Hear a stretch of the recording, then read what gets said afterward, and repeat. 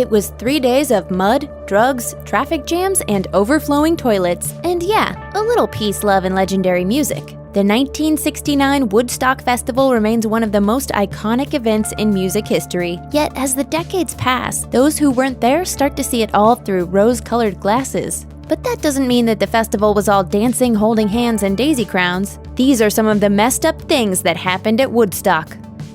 Bathroom line. These days, a stadium might have one toilet for every 45 or 50 seats, but at Woodstock, there was one porta potty for every 833 people. According to ThoughtCo, the wait could take up to an hour, and the toilets were overflowing with raw sewage that was mingling with mud and running downhill into the crowd. Yuck. Let there be granola. According to the Smithsonian, established food vendors didn't want to work Woodstock, mostly because of its projected size. So organizers settled for 3 dudes called Food for Love, who had little vending experience. By mid-Saturday, they were running out of food, so they quadrupled their hot dog prices from 25 cents to $1. And then a bunch of peace-loving hippies burned down 2 of their concession stands because they were annoyed at the long lines and outrageous prices. Happily, the day was saved by a group called the Hog Farm Collective, who passed out thousands of cups of granola and saved everyone from total starvation. It wasn't supposed to be free. According to ThoughtCo, the festival was originally supposed to take place in Wallkill, New York, and cost $18 for all 3 days, or just $7 per day. But residents of Wallkill passed a law banning the concert, and organizers had to find another venue with just 6 weeks left on the clock.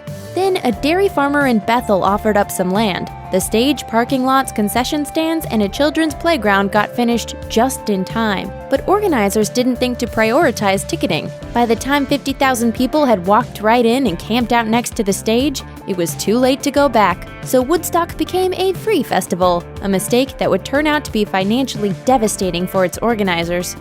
What a trip!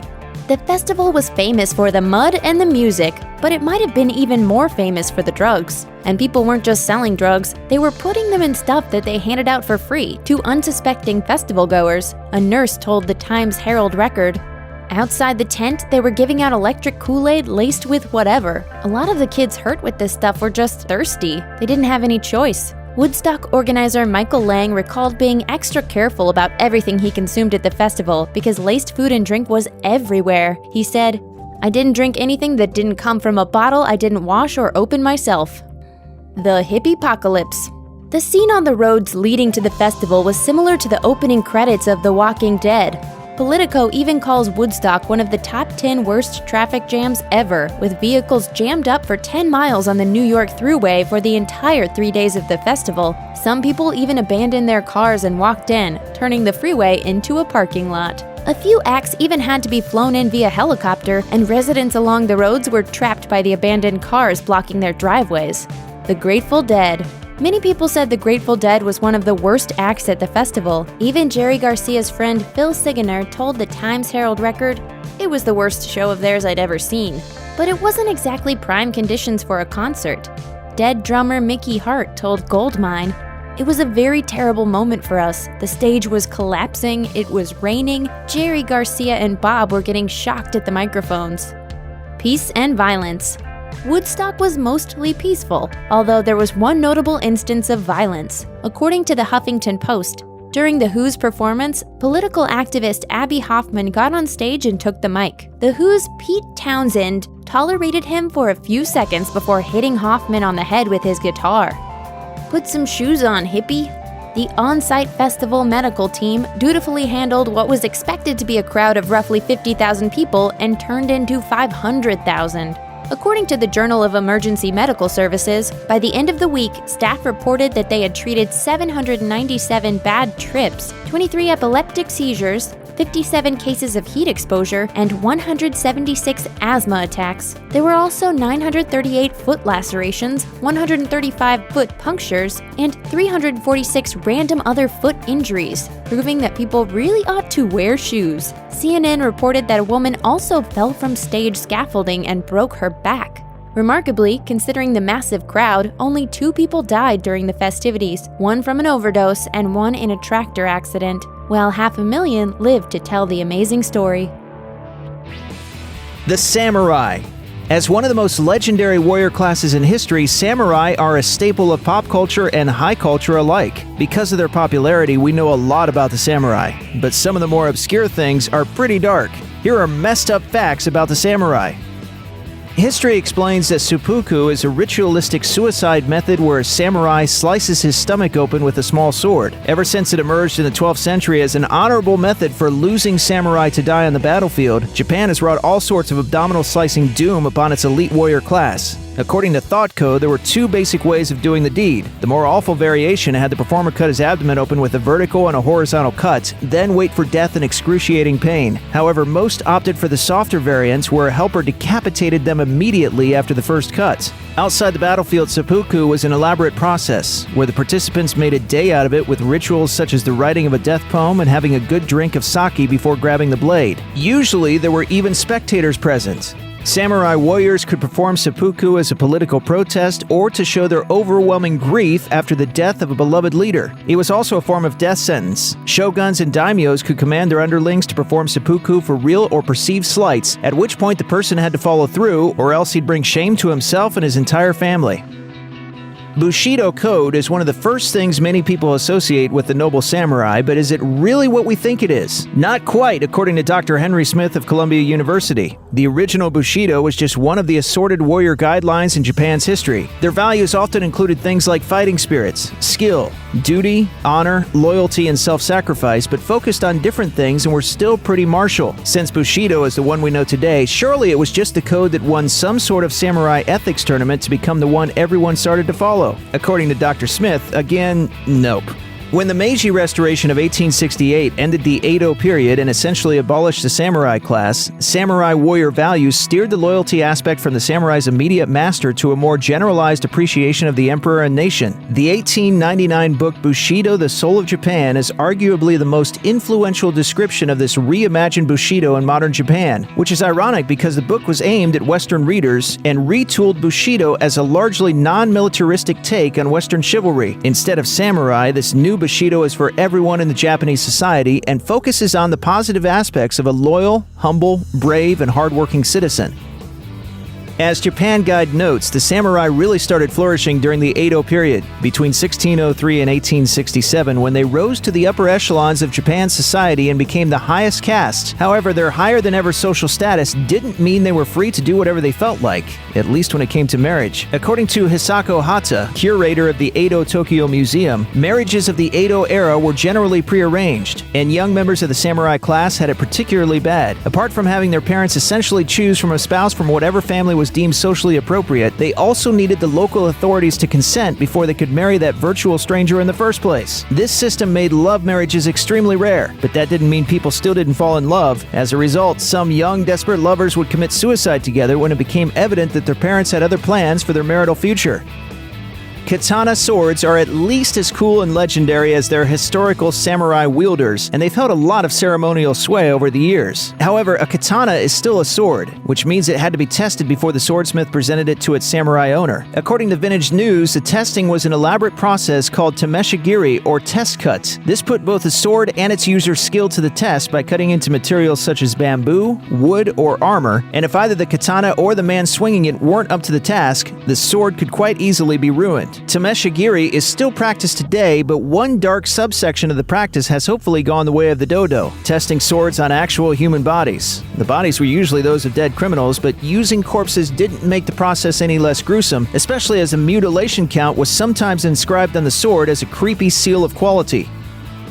Apart from the masterless Ronin drifters, the samurai class isn't usually associated with poverty. However, the fact that they were at the top of feudal Japan's food pyramid didn't necessarily mean they controlled vast amounts of wealth. According to Japan Times, the Tokugawa shoguns of the Edo period felt that having lots of food and warm clothes would be detrimental to the society, and started pushing towards stoic attitudes in all Japanese classes. This push was so effective that many Japanese either couldn't understand or tried to avoid money, and the samurai in particular took Tokugawa tenets to heart, to the point that they started started seeing money as too tainted to mess with. Historian Kozo Yamamura writes that most scholars agree on the increasing poverty among the samurai during this era, but the actual extent of their supposed squalor is largely unclear and may have been influenced by the modern image of the humble, noble samurai. Yamamura doesn't outright debunk the concept of the impoverished Edo samurai, but he does suggest that the quote, increasing poverty could have been due to any number of economic reasons. It could even have been a form of psychological poverty, where the samurai grew so accustomed to their power and wealth that their expectations for income rose higher than their actual income. One of the most terrifying traditions associated with the samurai was sushigiri. The term means roadside killing, and though the practice had its roots in honorable dueling, it eventually twisted into a popular practice where members of the samurai class sneaked around to unexpectedly slash at passing merchants and peasants.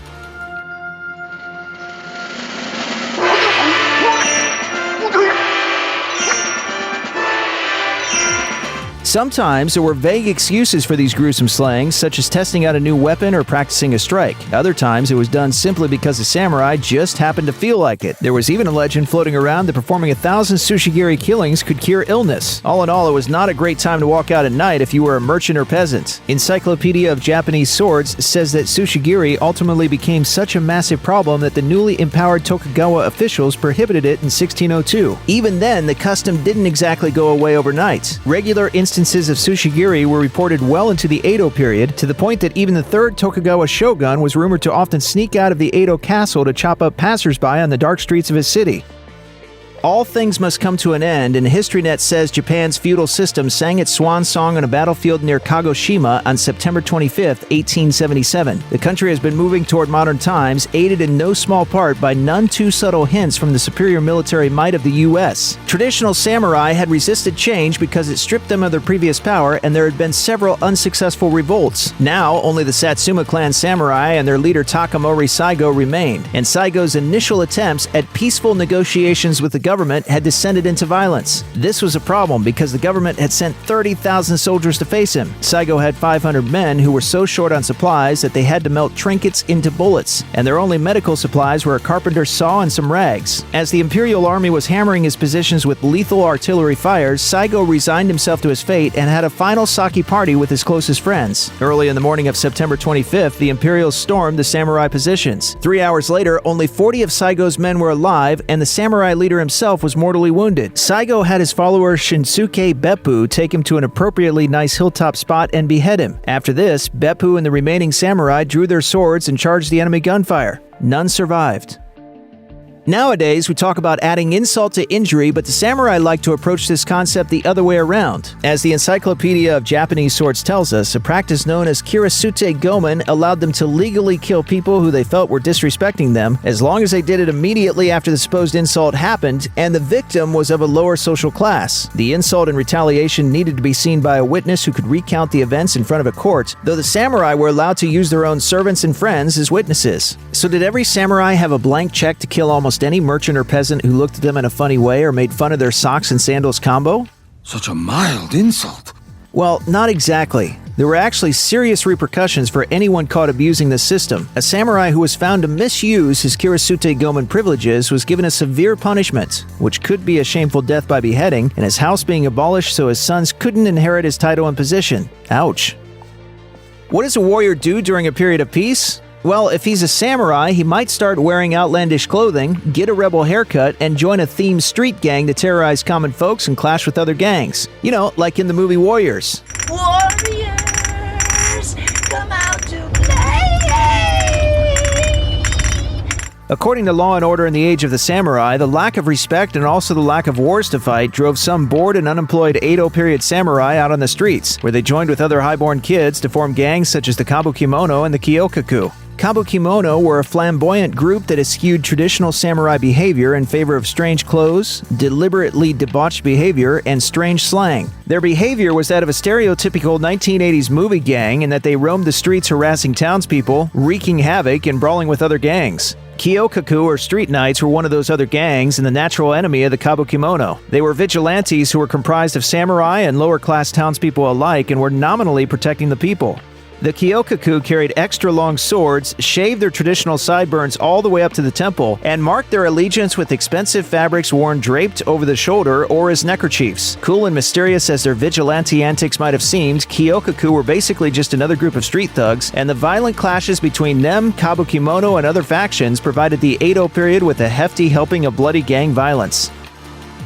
Everything must end eventually, and as Japan times attests, the samurai faced the music during a period known as Meiji Restoration. When the last Tokugawa shogun died in 1853 with no follower in sight, Japan plunged into a long period of turmoil that destroyed the shogunate and gave rise to Emperor Meiji, who took the throne in 1868. Meiji's government started steering the country toward modern times by opening up to industrialization and Western influences and stripping away the samurai's powers. The Meiji Restoration left an estimated two-thirds of the samurai class without a job. The remaining samurai were somewhat more fortunate as they were hired in new bureaucratic positions and found a new purpose as facilitators of Japan's social change.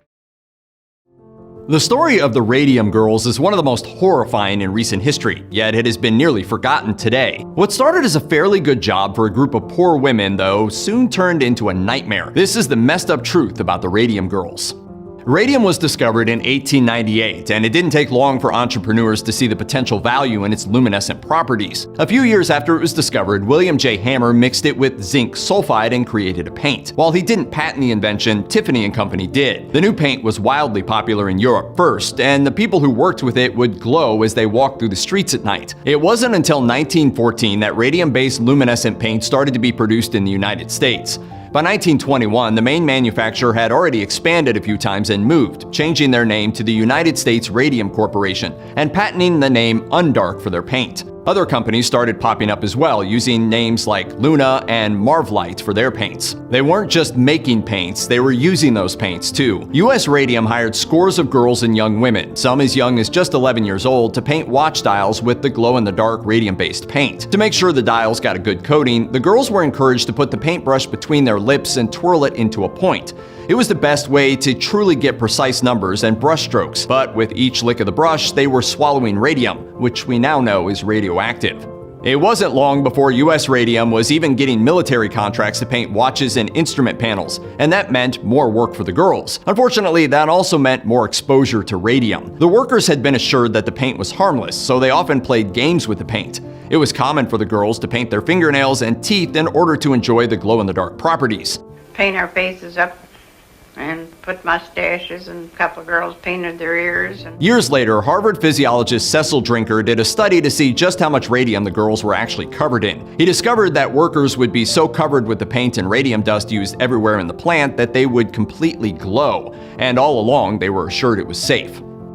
It's worth noting that this wasn't just a case of a corrupt company telling their employees their working conditions were safe, at least not at first. Radium was thought to be super healthy. In fact, it was often marketed as a cure-all. The radium craze started in earnest in 1904 when L.D. Gardner began marketing a radium-infused health water he called Liquid Sunshine. Belief in radium's healthy benefits was rooted in a massive misstep in logic. Early experiments using radium to kill cancer cells had been a success. If it could kill cancer, the assumption was that it could kill whatever else was ailing you. Real doctors started experimenting with it as a cure for things like tuberculosis and lupus, while quacks started marketing their own so-called cures for everything from acne and baldness to impotence and insanity. People drank radium water and brushed their teeth with radium toothpaste, and radium cosmetics were all the rage. Children played with toys painted with radium, and performers on the New York stage danced and twirled in costumes that glowed. Radium was in such high demand that prices soared. By 1915, a single gram cost what would be around $1.9 million in today's money. Luckily for consumers, that meant many of the products didn't contain real radium. The Radium Girls weren't so lucky though. Very slowly, the workers began getting sick. Some started suffering from chronic exhaustion. For many, it started with their teeth. One by one, those teeth would start to decay and rot. When they were removed, their gums wouldn't heal. In some cases, the jaw would simply disintegrate at the dentist's touch. Bad breath was common. Skin became so delicate that the slightest touch would tear open wounds. Ulcers formed for some, and those that were pregnant bore stillborn babies. It was a variety of symptoms, and when the girls started looking for recompense, that became a huge problem. Attorneys for US Radium argued that with all of these different ailments, they couldn't possibly have the same underlying cause. Unfortunately, there's no way to tell just how many dial painters there were and how many died terrible, painful deaths. Of those we know about, many dial painters were typically in their 20s when they became really and truly ill. They were young women like Margaret Looney, who grew so weak her fiancé would pull her around in a wagon. And when she got so bad and pulled her up to where we used to have the picnic, she couldn't walk, so he just put her in the wagon, away we went. Bones crumbled, limbs were amputated, spines were crushed under their own weight. The girls became anemic, bedridden, unable to eat. The pain was constant, and in the late 1930s, enough were dead or dying that they got national attention. U.S. Radium first tried to blame the girls' illness on an outbreak of syphilis, and it was years before the girls got their day in court. By that time, many testified from the same beds they would eventually die in, and they became known as the Society of the Living Dead. Companies didn't just try to blame the terrible illnesses on other causes, they absolutely took an active role in trying to cover up the truth. Margaret Looney was one of a family of 10 and would cover herself and her siblings with the radium paint. It took about 6 years for her to reach the end, and when she did finally collapse, she was at work when it happened. She was taken to a company hospital and her family was told she had been quarantined for diphtheria. She died in the hospital at just 24 years old. Her death was swept under the carpet, and it would come out later that doctors had been hired to find out what was wrong with the painters as early as 1925. Those doctors had assured Looney and her co-workers that they were perfectly healthy, despite all the evidence to the contrary. The lawsuit started in the mid-1920s, but it was shockingly difficult to even find an attorney to take the girls' case. Why? When radium painters sued U.S. Radium in 1927, they were told they had passed the 2-year statute of limitations for complaints. They didn't testify until 1928, and months of delays prompted the newspapers to pick up the story. Those women accepted an out-of-court settlement, and when Ottawa-based painters from the Radium Dial Company tried to sue in 1935, they ran into the same problems. They, however, refused to settle. It was another 2 years before their case was heard in court, and by then Catherine Wolfe Donahue, one of the lead plaintiffs, had already collapsed at a previous hearing. She gave her testimony from her sickbed, and photos were plastered all over the country's newspapers. They won their case, but it was a hollow victory. The girls were often saddled with massive medical bills, and by the time medical bills and legal fees were paid, the Radium girls got next to nothing for their pain and suffering. Even those that won an annual stipend didn't get much since they didn't live long enough to collect. There was another byproduct of the trial. The girls who were part of the so-called Society of the Living Dead weren't aided by their community. They were shunned. Writer and historian Kate Moore says that in spite of the fact that these were young mothers, wives, and girls who were dying, the communities they lived in just didn't want to acknowledge what was happening to them. After talking to locals and reading countless documents, she found that it was an overwhelming belief that they just needed to be quiet about the whole thing. Why? The jobs paid very well at a time when work was scarce. It was the Great Depression after all, and locals were afraid that if the Radium girls won their case, that work would go away. Not all of the Radium girls died young, but those who did survive struggled with predictably awful health issues. Take May Keene, who died in 2014 at the admirable age of 107. She was hired on as a dial painter in 1924. Fortunately for her, though, she didn't like it. When she was taught how to point the brush with her lips, she was revolted by the taste of the radium paint. Keene said she only worked there for a few days when she was called into the office and asked if she would like to quit. She said yes. However, over the course of her life, she suffered from chronic health problems, including ones that sound eerily similar to those suffered by the girls who died: bad teeth and migraines, and 2 diagnoses of cancer. As it turns out, dying women and some guilty verdicts couldn't stop the radium paint industry. Catherine Donahue weighed less than 60 pounds when she died before Radium Dial finished appealing their case before the Supreme Court. In 1934, their president, Joseph Kelly, was kicked out of the company, but Radium Dial wouldn't be the last company he opened. After Radium Dial went out of business, Kelly simply moved to a building down the road and reopened as Luminous Processes. He hired a workforce from among the girls who had been put out of work when Radium Dial closed, and he kept them painting for a long time. It wasn't until 1976 that Luminous was fined by the Nuclear Regulatory Commission. That commission found that Luminous had been exposing their workers to radiation levels 1,666 times higher than regulations allowed. Assets were shuffled, Luminous closed, and the lawsuits that continued into the 1980s went largely unpaid. The Radium girls weren't just sick, they were very literally radioactive. Molly Nicaea was exhumed in 1927 in the hopes that her bones would give still-living Radium girls the evidence they needed to win in court. Reportedly, when her coffin was lifted out of the ground, her body actually glowed. That wasn't entirely surprising, considering her bones were found to be highly radioactive. Ottawa, Illinois was known as Death City throughout the 1930s. In 1987, the documentary Radium City tried to show just how long-lasting the effects were in a very graphic way. When one man headed into the Catholic cemetery where many of the Radium girls were buried, the Geiger counter he carried goes nuts. Their remains, 6 feet down, are still radioactive. With some of the girls, precautions were even taken. Margaret Looney and Catherine Donahue were buried in lead-lined coffins. And yes, devotees of radium-based health products are just as radioactive. Industrialist and golfer Eben Byers was the poster child for a drink called Radiothor, and drank several bottles of it a day. Holes formed in his skull, his jaw fell off, and his bones began to crumble. He died in 1932 and was so radioactive that he was also buried in a lead-lined coffin. If you think the legacy of the Radium girls ended when the companies using radium-based paint closed, you'd be sorely mistaken. After Radium Dial closed, the building was converted into a meatpacking plant. After the meatpacking plant closed, it became a farmer's co-op, and it was finally torn down in 1968. The rubble was used as fill around the city of Ottawa. The building that housed Luminous didn't fare much better. For years after the plant closed, it was also used for storing meat. Eventually, 16 separate sites around Ottawa would become classified as Superfund sites, requiring long-term intensive hazardous waste removal. NPR Illinois says that many have been cleaned up, but as of 2018, there was at least one site that still remained a highly radioactive and terrifying legacy of the Radium girls. The gunfight at the OK Corral is a shootout that has come to represent the glamour and gore that define the Wild West, pitting the Earp brothers and Doc Holliday against the so-called Cochise County Cowboys in Tombstone, Arizona. Here's the messed up truth of the gunfight at the OK Corral. The OK, or Old Kindersley Corral, was a livery business that operated on Tombstone's Fremont Street from 1879 to 1888. Weirdly, the fight itself didn't take place in or next to the corral as its name would suggest. Instead, it happened in a vacant lot next to C.S. Fly's photographic studio and boarding house, 6 doors down from the corral. Doc Holliday, the iconic dentist-turned-tubercular gunman, was a resident of the boarding house.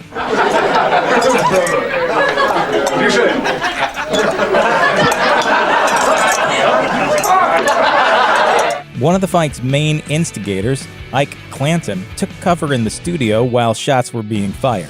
So did the one man who might have stopped the carnage, the sheriff of Cochise County, John Behan. Incidentally, C.S. Fly's photographs of late 19th century Tombstone have become indispensable to our understanding of life in the Wild West. Fly did not, however, take any pictures of the battle or its aftermath, but he did participate in one way. He disarmed the dying Billy Clanton. Why the shootout became associated with the OK Corral is still a bit of a mystery, but maybe it's because the gunfight in the vacant lot next to C.S. Fly's photography studio and boarding house doesn't quite roll off the tongue. At the time of the fight, Tombstone, Arizona was a powder keg of warring factions and tensions about to explode. It was also a den of iniquity. In the late 1870s and early 1880s, it had 2 dance halls, a dozen gambling parlors, 20 saloons, and, in the words of one resident, quote, 2 Bibles. Tombstone began as a single silver mine. Prospector Ed Schifflin left an Arizona Army post in 1877, hoping to strike it rich in the Dragoon Mountains. His friends warned him that, thanks to the large Apache presence in the area, he was, in effect, digging his own grave. He proved them wrong, though, and discovered a rich silver vein he named Tombstone. A town sprung up around his good fortune, and by 1880, the place was teeming with horses and stagecoaches, with countless other prospectors, sex workers, and aspiring politicians. Saloons and brothels did very good business. So did miners. People continued to pull riches from the ground for 7 straight years until a rising water table put an end to operations. Tombstone survived plenty of booms and busts, and it eventually earned the name The Town Too Tough to Die because it rode out the Great Depression in typical stiff upper lip style. The Earp brothers, Wyatt, Virgil, and Morgan, and John Henry Doc Holliday have long been cast as the good guys in the shootout, whereas their opponents, the Cochise County Cowboys, have been written off as riffraff. The truth is a lot more complex than that. In fact, the most revered player of all, Wyatt Earp, was a fugitive from the law when he moved to Tombstone, hoping to make his fortune in silver. As a young man, he stole a horse in Indian territory, then he escaped jail and went on the run, moving from town to town and brothel to brothel. The 2 most powerful cowboys, Tom and Frank McLaury, came from Iowa in search of cheap land for their cattle. And they weren't any better or worse than the thousands of other cattle rustlers who moved west in the 1870s and 80s with their eye on manifest destiny. One of the main conflicts between the Earps and the Cowboys was actually pretty mundane. The Cowboys were aligned with Sheriff Behan. Wyatt wanted Behan's job. Meanwhile, Wyatt's brother Virgil, the acting police chief, had spearheaded a campaign to enforce restrictions on firearms. Cowboys liked their guns. Tensions arose as they are wont to do, but there are no villains in this tale, and no heroes either. Just self-interested men bent on amassing power and wealth on the frontier. You know, Wyatt, you and I are pretty much alike, actually. Both of us live with a gun. The only difference is that badge. In March 1881, just 7 months before the shootout, Sandy Bob's stagecoach was robbed by a group of masked men. The Earps suspected the McLaury brothers were behind the robbery. The McLaurys were just as convinced it was the Earps, aided and abetted by Doc Holliday. In the meantime, Virgil Earp was busy cutting a deal with Ike Clanton, one of the Cowboys. Virgil, eager to look like a tough lawman in advance of the local elections, agreed to give Ike all the reward money, no questions asked, if Clanton turned in outlaws and suspects. Clanton took the deal, but it was moot. King, Leonard, and Crane all ended up dead before Virgil could capture them. Later, Wyatt Earp, also running for office and knowing Ike Clanton to be of a persuadable nature, approached the cowboy, suggesting they fake a stagecoach robbery. He and Doc Holliday would scare away the so-called robbers, and no one would get hurt. Clanton refused to take part, and bad blood continued to accumulate between the two factions. When, in early October, the Earps arrested cowboys Frank Stillwell and Pete Spence for robbing a stagecoach out of Bisbee, the Cowboys vowed revenge. They didn't have to wait long. In films and other retellings of the shootout, it's Wyatt Earp who usually gets all the glory. But according to most scholars, the real stand-up guy in this Wild West drama was Virgil Earp. Virgil served as an infantryman in the Union Army in the Civil War before heading west to join his younger brothers, Wyatt and Morgan. He quickly made a reputation for himself as an effective, no-nonsense lawman, earning badges in both Prescott, Arizona and Tombstone. Virgil's goal in Tombstone was to put a halt to the rash of stagecoach robberies that were terrorizing the populace, and his skills as a sharpshooter went a long way toward helping him accomplish his goal. On that fateful day in October 1881, when a bloodbath seemed inevitable, Virgil attempted to get the cowboys to drop their weapons. Throw up your hands. I want your guns. They didn't, of course, and a firefight ensued, with Virgil continuing to unload his gun even as he took a bullet to the leg. No one knows for sure what guns were actually used in the gunfight at the OK Corral, although it's almost certain they were all black powder weapons, the smoke of which would have added to the confusion of an already chaotic scene. Over the years, a number of antique gun dealers have profited handsomely from the sale of guns supposedly deployed at the scene. One Colt 45 single-action revolver, rumored to have belonged to Wyatt Earp, sold at auction for $225,000, and a shotgun reportedly used by Holliday went for $150,000. But the authenticity of those weapons is still up for debate. Lawmen at the time often carried single-action revolvers. Holliday supposedly used a 10-gauge double-barreled shotgun given to him by Virgil. The Cowboys all claimed to have been unarmed at the time of the shootout, but with the exceptions of Ike Clanton and Billy Clybourne, who fled the scene, that obviously turned out to be untrue. Frank McLaury and Billy Clanton were found dead at the scene with Colt Frontier revolvers in their hands. Tom McLaury was almost certainly a victim of Holliday's gun. His body was riddled with at least 12 buckshot wounds. So much for Virgil's gun control crusade. As enemies of the Earps, the Cochise County Cowboys have sometimes been portrayed as evil men bent on killing, but for the most part, they were considered by the locals to be more of a nuisance than a group of real villains. The posse, which boasted up to 300 members in its heyday, specialized in cattle rustling and small-time heists. They rode through towns in the Arizona Territory, brandishing their pistols and putting the fear of God into women, children, and preachers. And they became sworn enemies of the Earps, who wanted to bring the so-called cowboys to heel. I'll see you soon. I'll see you soon. A number of petty incidents of horse theft and retribution between the Earps and the Cowboys took place between 1879 and the shootout in 1881, the bulk of which put the McLaurys and Clantons and other cowboys in a bad light. But Hollywood and historians may have actually gotten it wrong. Ike Clanton, the most demonized figure in the story, ran a lunch counter. And Tom McLaury was unarmed at the time of the shootout. Maybe the Cowboys weren't so dastardly after all. Most versions of the OK Corral story put the blame for the gunfight squarely on the shoulders of cowboy Ike Clanton, who, Wild West lore suggests, repeatedly threatened to kill the Earps for getting in his cattle-rustling way. In the days leading up to the shootout, the Cowboys, the Earps, and Doc Holliday were all quite busy drinking and trading barbs and threats, and Clanton was overheard in more than one Tombstone saloon telling patriots that he planned to shoot the Earps as soon as he could get his hands on a weapon. But Clanton was known for talking a big game, and according to his surviving relatives, the Earps and Doc Holliday were the real instigators, robbing stagecoaches and getting away with it, and harassing the Clantons and McLaurys whenever they got a chance. The truth most likely lies somewhere in between. What we know is that after an evening of drinking and bragging, the Earps and Holliday faced off against Clanton and his Cowboys in a historic firefight that killed Ike's brother Billy and stained Ike's reputation forever. He is now often described as a coward and a blowhard because, having boasted about his gunslinging prowess, he fled the scene of battle, later bringing charges against the Earps and Doc Holliday. All four men, incidentally, were acquitted, and Ike Clanton was killed by police in 1887.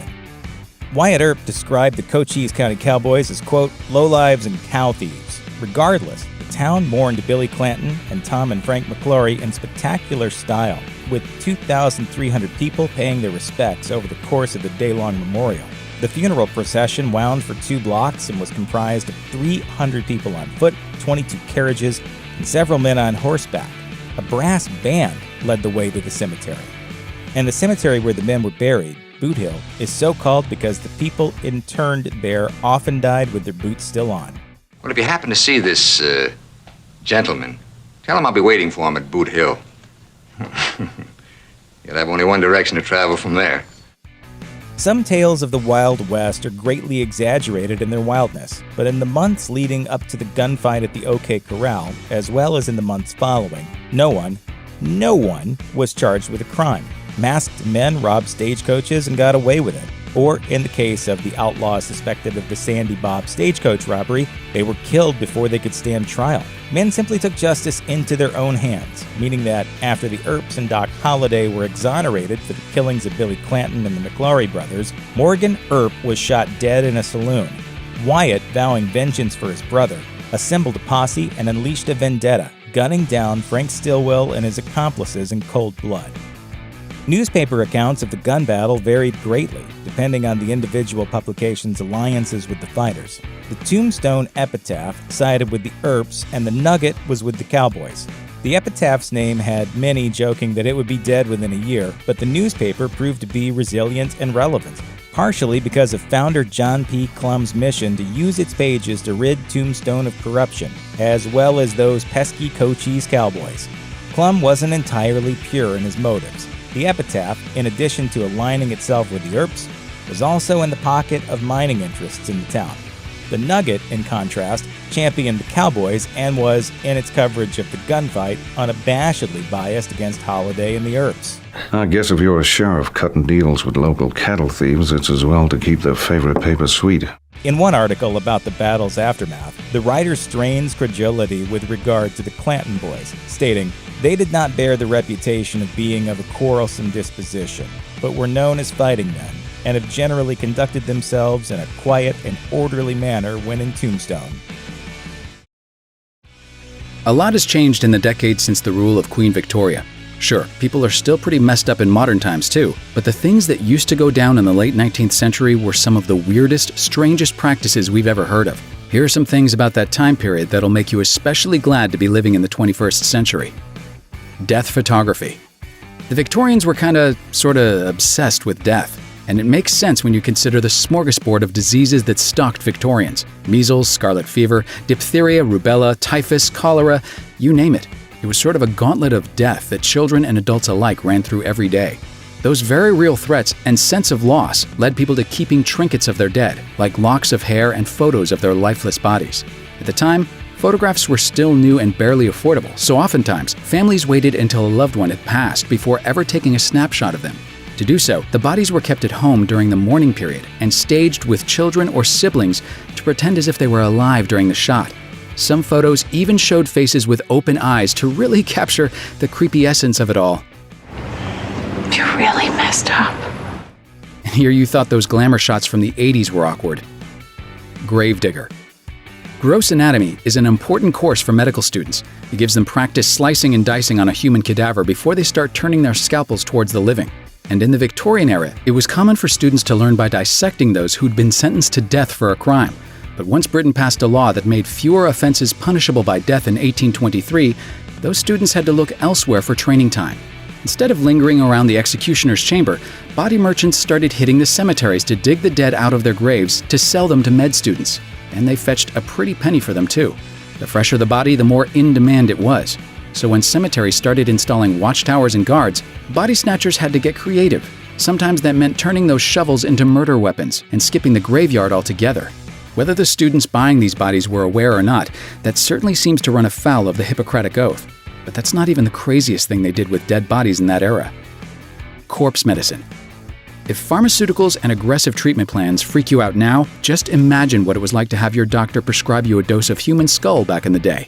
Corpse medicine was a very real thing, and it's pretty much exactly like it sounds. This practice was at its height in the 16th and 17th centuries, but still lingered well into the Victorian era as well. Medical texts specified what body parts were good for what ailments, and there were recipe books that detailed how to prepare the pieces to peak deliciousness too. For example, skull shards were commonly served with chocolate as a cure for apoplexy.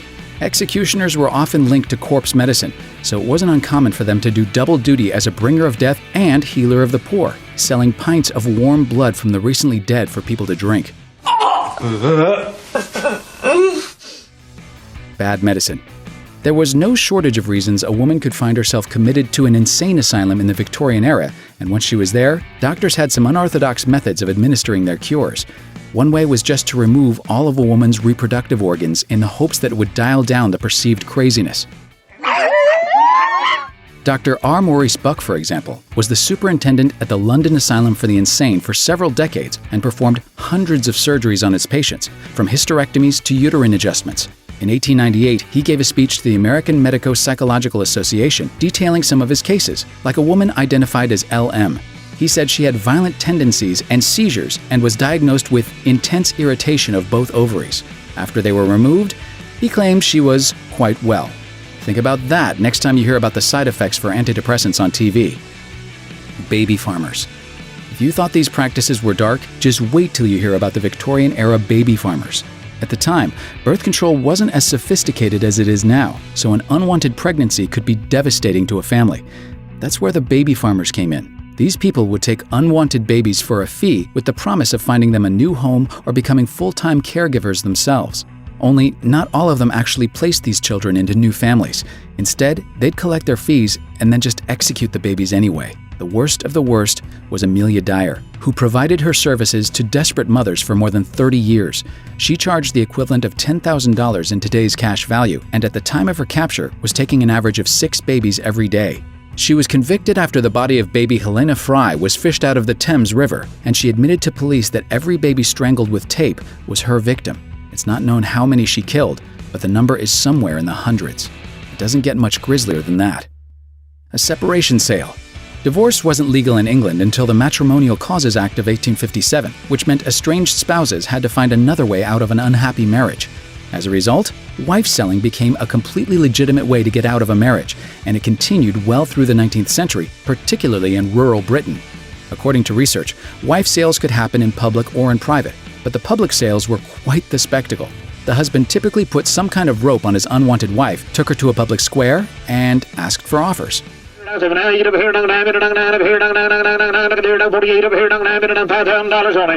So it was kind of like eBay, but with your wife instead of an old smartphone.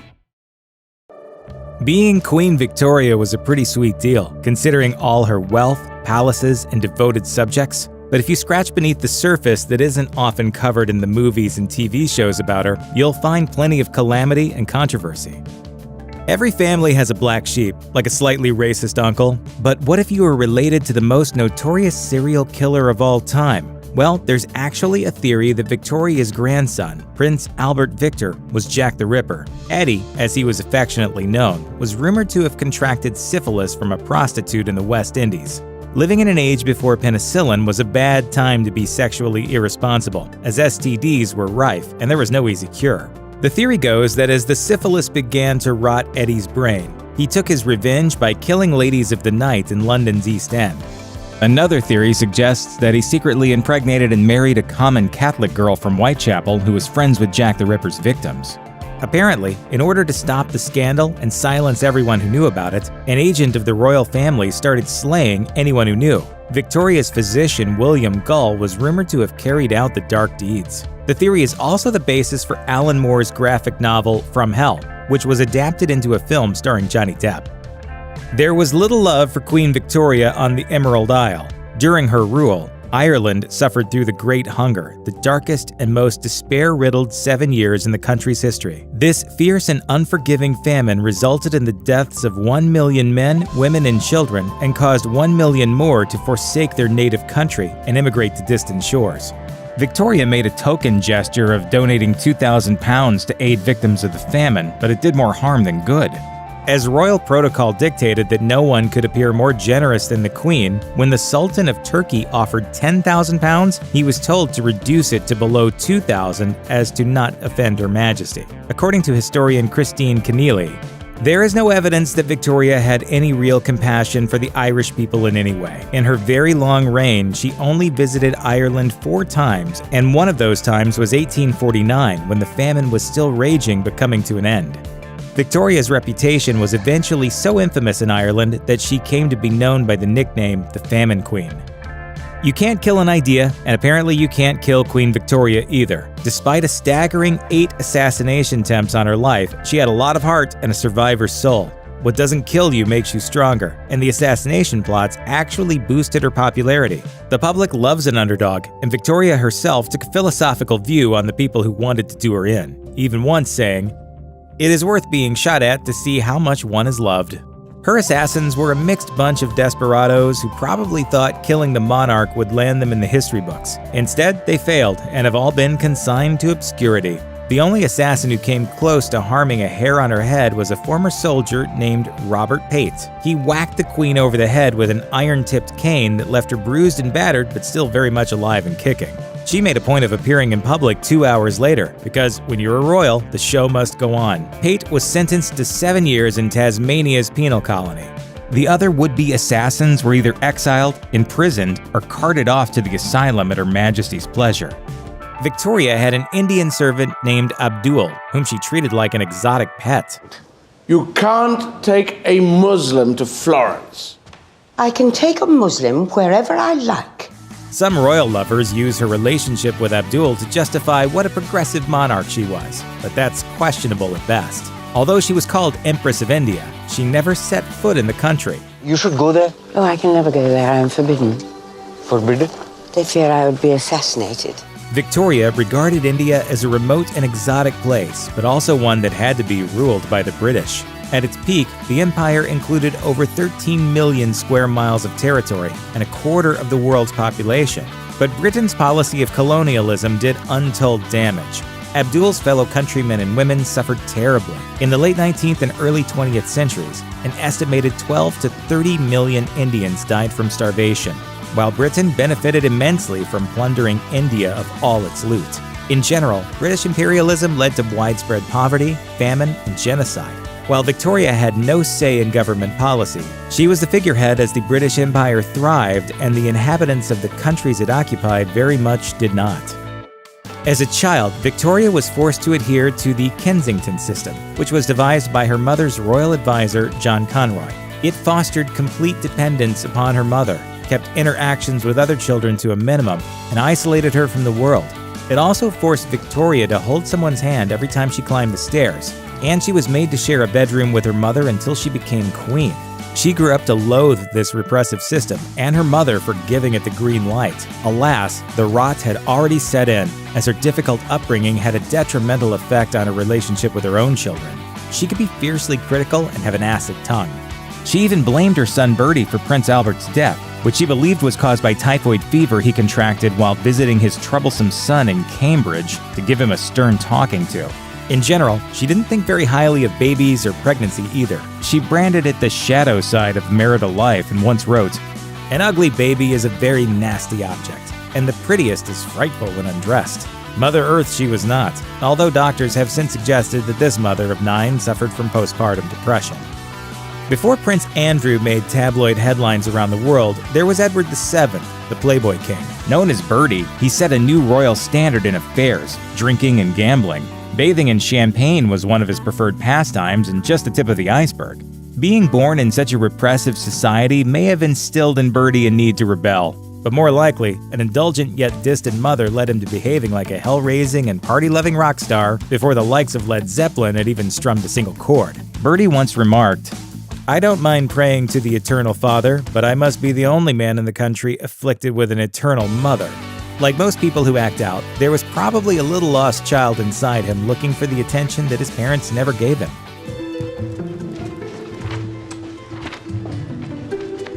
Huh? Bertie? To rub salt into an already raging wound, Bertie had to wait 60 long years before he got to step up to the throne and wear the crown. That had to hurt. Sadly for Bertie, his reign was rather short-lived compared to his mother's epic 63-year stint. After 9 years, 3 months, and 12 days of rule, he died of pneumonia in 1910. Victoria was the first carrier of what was once referred to as the royal curse. Today it is known as hemophilia, but in Victoria's time, the blood clotting disorder was an unknown factor. All doctors knew was that Victoria and many of her descendants had inherited the curse that could lead to excessive bleeding and even death. She was afflicted with a very rare strain of hemophilia caused by a spontaneous mutation of the X chromosome. Since females possess 2 X chromosomes and males possess XY chromosomes, the disease is passed on by females who manifest no symptoms to male descendants who do. Her son, Prince Leopold, was the first of Victoria's line to inherit the curse. Leopold was a sickly child, and Victoria fretted about him constantly. Her worry was justified. After suffering a fit and hitting his head in the south of France in 1884, he died the following morning from a cerebral hemorrhage. He was just 30. Before his untimely death, Leopold fathered 2 children. His son was unaffected by the curse, while his daughter, Princess Alice of Albany, became a carrier. She in turn passed it on to her son, Rupert Alexander George of Teck, who would die from a hemorrhage caused by a car crash. Through 2 of Queen Victoria's daughters, Princess Alice and Beatrice, the curse spread into many of Europe's royal dynasties. Victorian London was soaked in opium. The sailors who made their home in the East End had been smoking it recreationally for years. Opium dens became favored by aristocrats looking to forget reality. Ruling over all this chemical chaos was Victoria, who was no stranger to mind-altering substances. She was rumored to use opium tinctures and once chewed cocaine-laced gum with a young Winston Churchill. But all of that was legal. Where she shocked society was when she insisted on inhaling chloroform for 53 minutes from a handkerchief when she was in labor with her 8th child. According to the New York Times, she described it as blessed chloroform, soothing, quieting, and delightful beyond measure. Victoria's use of the drug went against medical advice. Doctors believed that pain relief during birth was dangerous and would interfere with child labor. But with 9 children, Victoria had plenty of first-hand experience giving birth, and she had no time for such theoretical nonsense from men. As a result, her stubbornness helped pioneer the use of pain relief during pregnancy. After the death of her husband, Prince Albert, in 1861, Victoria basically stopped wearing colors. For 40 long years, until her death in 1901, she presented herself to the world in 50 Shades of Black. The Victorians could be inherently more gothic than the Cure's Robert Smith on a bad hangover.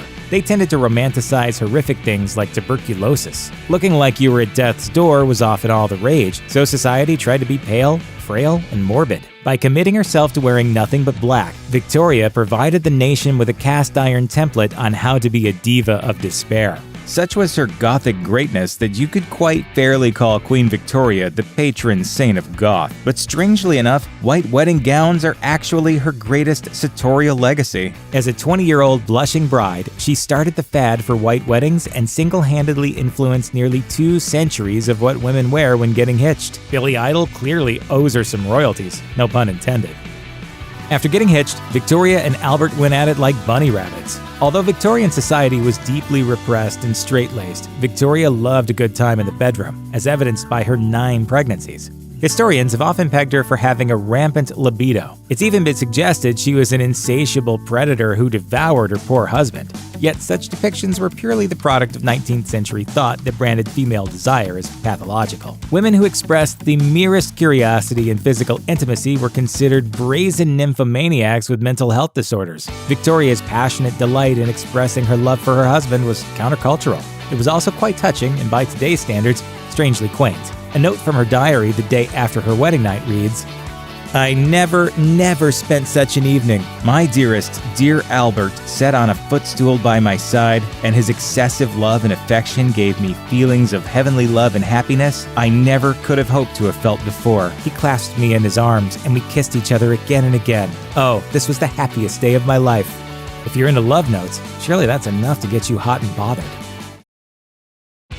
There's no shame in wishing you were a Viking. We could all do with a little looting and pillaging every so often to relieve some stress. It's just human nature. But even if you're a fan of the TV show Vikings, you probably don't know what you'd be in for. And you're not alone. Even though the Vikings left behind things like settlements and artifacts, they didn't leave much in the way of writing, except for their sagas. Even if you look at what others wrote about them, it's a lot of hearsay and exaggeration. But don't worry, we do know some things for sure, and it's just as messed up as you'd expect. Criminal profiling to cope with Vikings at home. So, you're a Viking. You make your living pillaging, raiding, and kidnapping. You're really good at sailing the high seas, and you're even better at cleaving skulls. But you have to go home sometime. So what happens then? Do you turn off the bloodthirsty? More wine! More women! More table! That's where criminal profiling comes in. Dr. Taryn Wills of the University of Aberdeen says the return of the Viking horde created such a problem on the home front that Icelandic sagas were written in part to warn homegrown Vikings. There are a lot of physical descriptions in the sagas, which is a bit out of place among other contemporary pieces of strictly plot-based literature. Descriptions of heavy eyebrows and giant beards had to serve another purpose, and Wills believes it's documentation of the testosterone-fueled physical features of the men who caused the most trouble at home. It was their way of linking physiology with personality. And this early type of criminal profiling was pretty practical. Audiences got a great story and learned to be on the lookout for guys with bushy beards and broad shoulders. They were the looters, the pillagers, and the ones to be very, very careful around. Trimming the fingernails of the dead. This one's going to get gross pretty fast, so buckle up. According to Snorri Sturluson's Icelandic saga The Prose Edda, part of the Viking funeral rites involved a step thought to be a necessary part of preventing or at least postponing the end of the world: cutting the fingernails and toenails of the dead. There are all kinds of dark things that were said to happen during Ragnarok, and one of those horrible little details includes the sailing of the ship Naglfir. Naglfir would carry the giants into battle, and the entire ship was made from the fingernails and toenails of the dead. The more people who were buried with untrimmed nails, the bigger the ship would be. Bigger ship equals more giants on board. And honestly, we want more giants about as much as we want to see a giant ship made from toenails. Teeth filing was a status symbol. You can see all kinds of body modifications on the market today, but the Vikings had their own ideas about it. Anthropologist Caroline Arsini examined 557 Viking skeletons and found that there were 24 of them that had a series of horizontal lines filed into their teeth. Going to the dentist today is bad enough, so just imagine taking sharp objects to your teeth and filing away. No one's sure just why they decided to do this particular horrible thing, but William Fitzhugh of the Smithsonian National Museum of Natural History thinks they might have gotten the idea after making contact with West African or Native American peoples. Wherever they got the idea, the practice is so precisely done, anthropologists believe it took some serious professional level skill to do it right. Maybe just ask for a touch-up next time the dentist starts scraping away. Monasteries were raided for eunuchs. The Vikings definitely didn't invent slavery, but they did take it to a whole new level. Let's take Ireland. Some of Ireland's largest cities, including Dublin and Limerick, began life as hubs for the Viking slave trade. They stayed that way for hundreds of years. And what's more, Vikings targeted monasteries in particular not because they were looking for riches or hated Christianity, but because they knew they could kidnap literate men who would be castrated and sold off as eunuchs. Historian Mary Valente says there was a huge demand for literate eunuchs in the slave trade, mostly from the Middle East and Byzantium. There, eunuchs would be put to work as teachers, harem guards, in various governmental roles, or as palace servants. Viking raiders saw monasteries as a pretty literal gold mine, and once their slaves entered their trade network, they'd be shipped off to places like Venice to be castrated and sold. Puts all that raiding in a whole different light. Viking berserkers were very real. The idea of the Viking berserker is so insane they firmly entrenched themselves in the realm of fantasy character classes. But they were real people who would go hardcore badass on the enemy, so dangerous that even other Vikings gave them a wide berth. Our image of berserkers goes back to the sagas written by Snorri Sturluson, and thanks to him, we know they were used in battle only after people thought very, very carefully about it.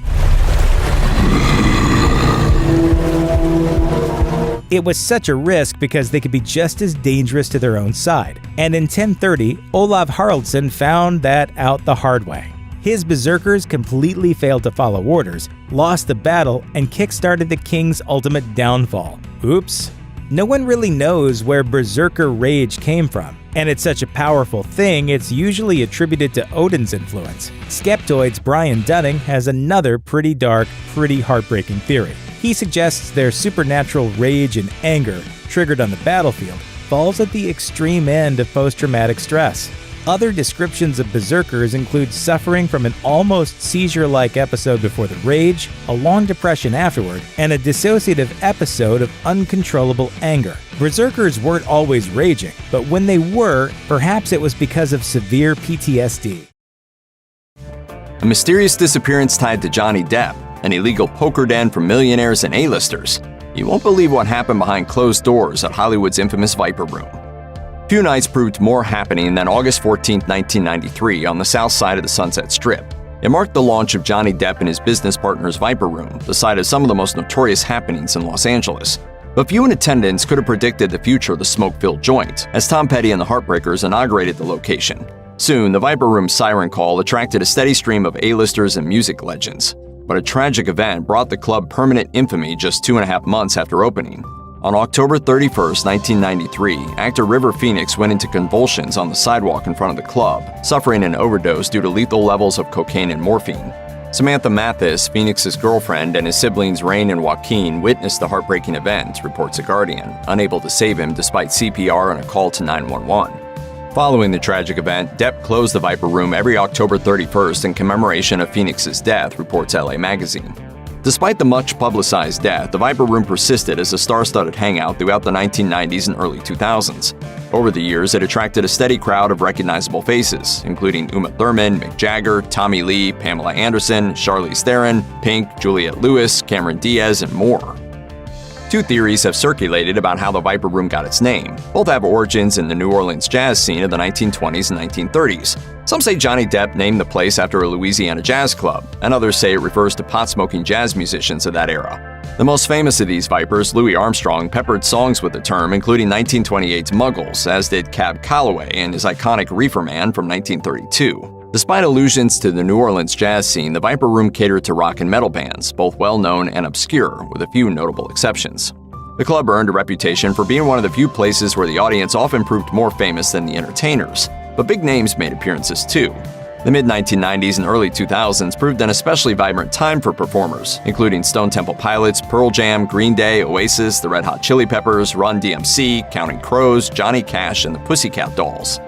But according to the Chicago Tribune, a violent scuffle would put a negative spotlight on the Viper Room on September 29, 1996.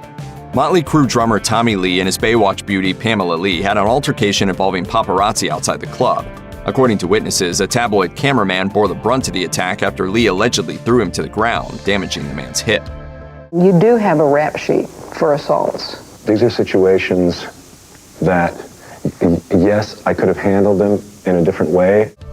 The Viper Room's role in rock and roll debauchery gets all the attention, but the building boasts a rich heritage as one of the oldest commercial buildings on the Sunset Strip, erected in 1921. Historic documents compiled by West Hollywood's Historic Preservation Commission show that a grocery store originally occupied the site at 8852 Sunset. By the late 1920s, the stretch of road grew from a farm-to-market route into a vital artery connecting Hollywood to Beverly Hills. Daily traffic increases justified paving the highway as the surrounding neighborhood evolved into a celebrity playground. Directors, producers, and silver screen stars demanded luxuries and depravities, and so the Sunset Strip was born. How could local business owners get away with the mischief?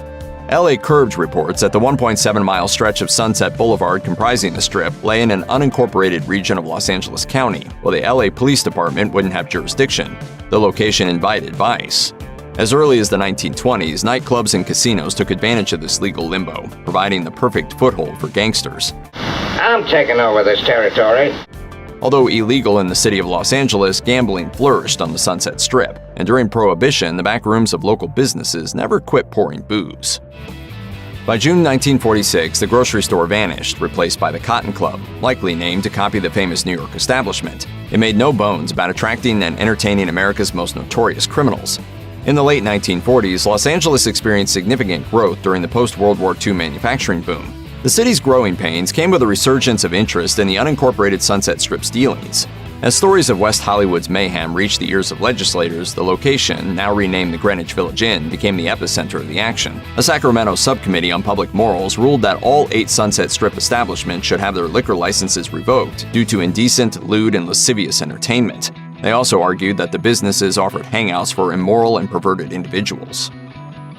Despite the hullabaloo, the subcommittee's recommendations went unheeded for one very intimidating reason: the influence of organized criminals like Bugsy Siegel and Mickey Cohen. Mobsters held the Sunset Strip in their grip, making money hand over fist from illegal prostitution, drug sales, and illegal gambling, all while offering financial incentives to local law enforcement who looked the other way. In September 1950, the modest building again rebranded as The Last Call, a strip club specializing in a rendezvous of the stars and stripcapades. The Sunset Strip openly snubbed its nose at the early 1930s ban on strip clubs in Los Angeles. But everything changed in 1951 when local officials folded to pressure to bring the Strip's laws in sync with that of the city, and it became official: no stripping on the Strip. The day after The Last Call closed, Mickey Cohen received an indictment on charges of tax evasion. Coupled with the infamous hit on Bugsy Siegel a few years earlier in 1947, this meant an end to the stranglehold the Mafia had over West Hollywood. From 1951 to 1969, 8852 Sunset operated as the Melody Room, according to Visit West Hollywood. On December 26, 1952, another salacious event took place on the sidewalk in front of the building. Law enforcement arrested Sam Farkas, Mickey Cohen's bodyguard, on suspicion of robbery. As for the Melody Room, the next 18 years saw its rise as a mainstay of the LA music scene, but there were more shocking events to come. In 1973, 8852 Sunset embraced the rock vibe as Filthy McNasty's, enjoying a long line of fascinating clientele. The eponymous nightclub paid tribute to West Hollywood's most eclectic character, Filthy McNasty, a true man about town. Besides the lounge, McNasty and his brother also owned the FM Station Club. As Filthy McNasty's, the establishment attracted public figures like Elvis Presley, Phyllis Diller, Mick Jagger, Evel Knievel, and Tom Waits. After photography was banned at the club, John Wayne and Little Richard also made appearances. When nights wound down at Filthy McNasty's, celebs relocated to the FM station in North Hollywood, where festivities continued into the wee hours to live performances by Kiss, Guns N' Roses, Great White, Motorhead, Metallica, and Motley Crue. As recounted by Visit West Hollywood, the 1980s saw yet another reinvention of 8852 Sunset as the Central, frequented by John Belushi, Ricky Lee Jones, John Entwistle of The Who, and CeCe DeVille of Poison. Filthy McNasty's and the Central effectively set the stage for the mayhem of the 1990s and 2000s, with the Viper Room acting as a harbinger of hard music, illicit drug use, and illegal gambling. You don't have places like this in the valley, do you? No, we're just not into it. Loving it! A year and a half after River Phoenix's tragic death outside the Viper Room, another dark episode unfolded, involving Australian singer Jason Donovan. Like Phoenix, Donovan maintained a clean-cut image, but unlike Phoenix, he regularly used cocaine. Nevertheless, Donovan managed to keep his dependency a secret until receiving an invitation from Johnny Depp to then-girlfriend Kate Moss's 21st birthday in 1995. Although photos of the hedonistic event prove rare, tales from the party remain the stuff of legends, according to Vogue. During the party, Donovan overdosed on cocaine with nearly fatal consequences. According to his autobiography, Between the Lines, My Story Uncut, as highlighted in the Mirror, Donovan had a near-death experience at the Viper Room after succumbing to cocaine-induced seizures. Despite blacking out and getting rushed to the hospital, Donovan survived the brush with fate. Taken to Cedars-Sinai Medical Center, Donovan found himself at the same facility where Phoenix had been pronounced dead. Yet Donovan would make a recovery, getting released from the hospital 3 hours later. In 2001, Johnny Depp found himself embroiled in a multi-million-dollar lawsuit launched by one of his Viper Room business partners, Anthony Fox, according to Medium. Fox accused Depp and 4 other partners of conspiring to defraud the club of millions. In late 2001, the Charlie Project reports that Fox went missing along with a .38 caliber revolver in his pickup truck. On January 6, 2002, Fox's vehicle turned up, abandoned in Santa Clara, California, approximately 330 miles from Fox's Ventura residence. Over the years, speculation has run wild about Depp's supposed role in the disappearance, as well as the possibility of murder. Without a body and minimal evidence, the case remains cold. In 2004, Depp signed over his share in the Viper Room to Fox's daughter Amanda, who sold it in 2008. But the illicit activities of the Viper Room wouldn't come to an end with Depp out of the picture. Beginning in 2005, the Viper Room housed some of Hollywood's highest-stakes poker games, with buy-ins starting at $5,000 and often going much higher. The games took place downstairs, overseen by Molly Bloom, a 26-year-old cocktail waitress. According to an article in Vanity Fair penned by Bloom, she soon took full control of the high-profile games, becoming the mastermind of the operation and inspiring 2017's Molly's Game, starring Jessica Chastain. In the film, the Viper Room was renamed the Cobra Lounge. My weekly poker game is moving to the Cobra Lounge. Tomorrow night and then every Tuesday night, you'll help run it.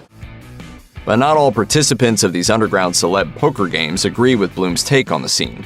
Regular attendee and card aficionado Houston Curtis tells it differently in his book, Billion Dollar Hollywood Heist, as highlighted by the New York Post. Curtis claims Tobey Maguire staged the illegal games. Together, Maguire and Curtis allegedly handpicked players, eventually making off with millions. Maguire won nearly every week, and according to Curtis, they used Leonardo DiCaprio as a lure to draw other players. Curtis claims he and Maguire used Bloom as a distraction so that players wouldn't get alarmed by their losses at the table. While which account proves true may never be known, players supposedly included Ben Affleck, Matt Damon, A-Rod, and the Olsen twins. Eventually, events moved to other locations like the Beverly Hills Hotel before coming to a halt after Bloom's arrest in 2013. But the so-called poker princess ducked prison time according to the New York Daily News and still fondly recalls her lucky break at the Viper Room. In 2018, the Los Angeles Business Journal reported that the Viper Room sold along with 3 other Sunset Strip properties for a whopping $80 million to an Arizona-based development company. Properties included the blocks of 8850 to 8860 Sunset Boulevard and 8874 to 8878 Sunset Boulevard. The properties total 38,000 square feet of land and 16,000 square feet of parking space, an attractive location for development in an otherwise land-poor city. A recent slew of development projects along Sunset Boulevard has incited some concerns, as LA Magazine reported in 2021 that plans have been submitted to demolish the block for new buildings. These construction projects include hotels and a planned arts club owned by Gwyneth Paltrow, as showcased by Architectural Digest. But perhaps the nail in the coffin remains the fact that trendy brands and A-list celebs grace the club less often these days. The Viper Room does, however, remain open, a tantalizing relic of Sunset Strip's debauched and colorful history. Once again, it sucks. There's nothing you can really say about it. It sucks. We're losing the Viper Room. The better part of a century has passed since the birth of rock and roll. As the genre has evolved, terrible details of its origin have come to light. Which executives made a fortune off stolen songs? Who framed Billie Holiday? Keep watching for more 50s music horrors. It's not exactly a secret that record companies have gone to great lengths to avoid paying their artists royalties. While many bigwigs in the 50s music industry made a hefty profit off their artists, the musicians themselves often continued to struggle financially. One example of this exploitation is the story of Fred Paris. While he might not be a household name, his song In the Still of the Night certainly is. That song alone sold somewhere around 10 million copies, and with a decent contract, Paris would have earned around $100,000 in royalties. That adds up to about $1 million today. However, Paris earned just $783 of the revenue generated by his hit, Belleville News Democrat reports. Race is at the heart of this gross underpayment. Radio stations and record execs felt they needed a white face and voice to sell records, so many songs were covered by white artists who paid a licensing fee. Often, these fees went straight into the pockets of the record company, rather than the songwriters. This revenue model is how Pat Boone covered Fats Domino's songs Ain't That a Shame and Little Richard's Tutti Frutti. Naturally, the artists themselves weren't thrilled with this arrangement. Though slavery may have officially ended in the United States in 1865 with the 13th Amendment, with the Jim Crow era came new laws meant to keep segregation in place. Jim Crow interfered with many aspects of daily life in the 50s, and the music scene was no exception. It's specific stories from this era that are really the most telling. Terry Johnson of the Flamingos told Rolling Stone of a late 50s concert they gave in Birmingham, Alabama. When they arrived, They were assigned a police escort that threatened them with punishment if they looked at any of the white women in the crowd. It was far from the only concert where black and white attendees were separated, and the crowd sometimes turned violent as a result. When Jackie Wilson canceled a white-only show he hadn't realized was booked after a black-only performance he gave one night, he and his crew were run out of town at gunpoint. The chase ended when Jesse Belvin's tires blew, killing Belvin and his wife in the ensuing crash. In 1959, 3 white women snuck into a black-only show at the Dewdrop Inn in New Orleans. Police found them, arrested them, and beat them so badly they were hospitalized. Despite their fame, black performers often found themselves at the mercy of Jim Crow laws. Terry Johnson recalled to Rolling Stone that the Flamingos were forced to sleep in their cars while they toured, and weren't allowed in most restaurants. When they were allowed in, they were typically served rotten food. To this day, popular artists from the 50s and 60s can recall the effects Jim Crow laws had on their careers. Martha Reeves told Billboard, "We were happy, we were singing, we were joyful. We were away from home for the first time, youngsters on a magical show. But being met with the hatred, it was alarming, especially when the bus was being shot at." Singer Dee Dee Sharp recounted a similar experience in Jackson, Mississippi, where the local community actually stoned their tour bus. The Dovels, a white singing group on the same tour, had to shield Sharp from the attack. These issues weren't just in the South either. Leon Hughes Sr. of the Coasters recounted how they arrived at a tour date in Lincoln, Utah, and the promoter approached looking for the Coasters.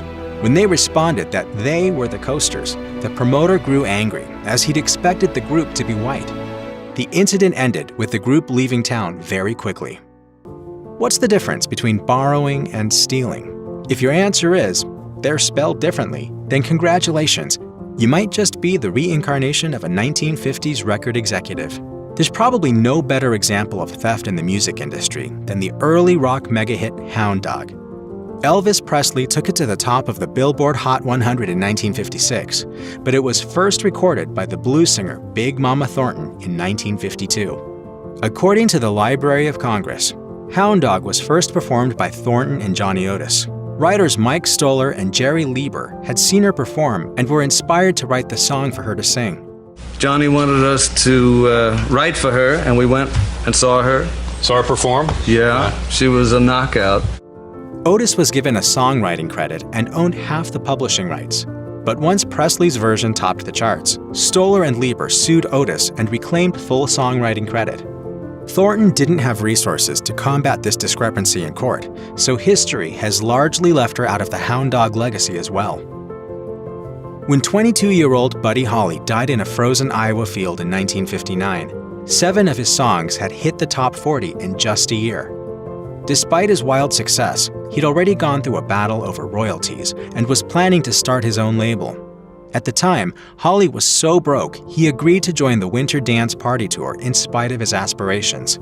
The agents who booked the tour clearly had no regard for performers, and even before the fatal plane crash that claimed the lives of some of rock's most promising young artists, it was already known as the Tour from Hell.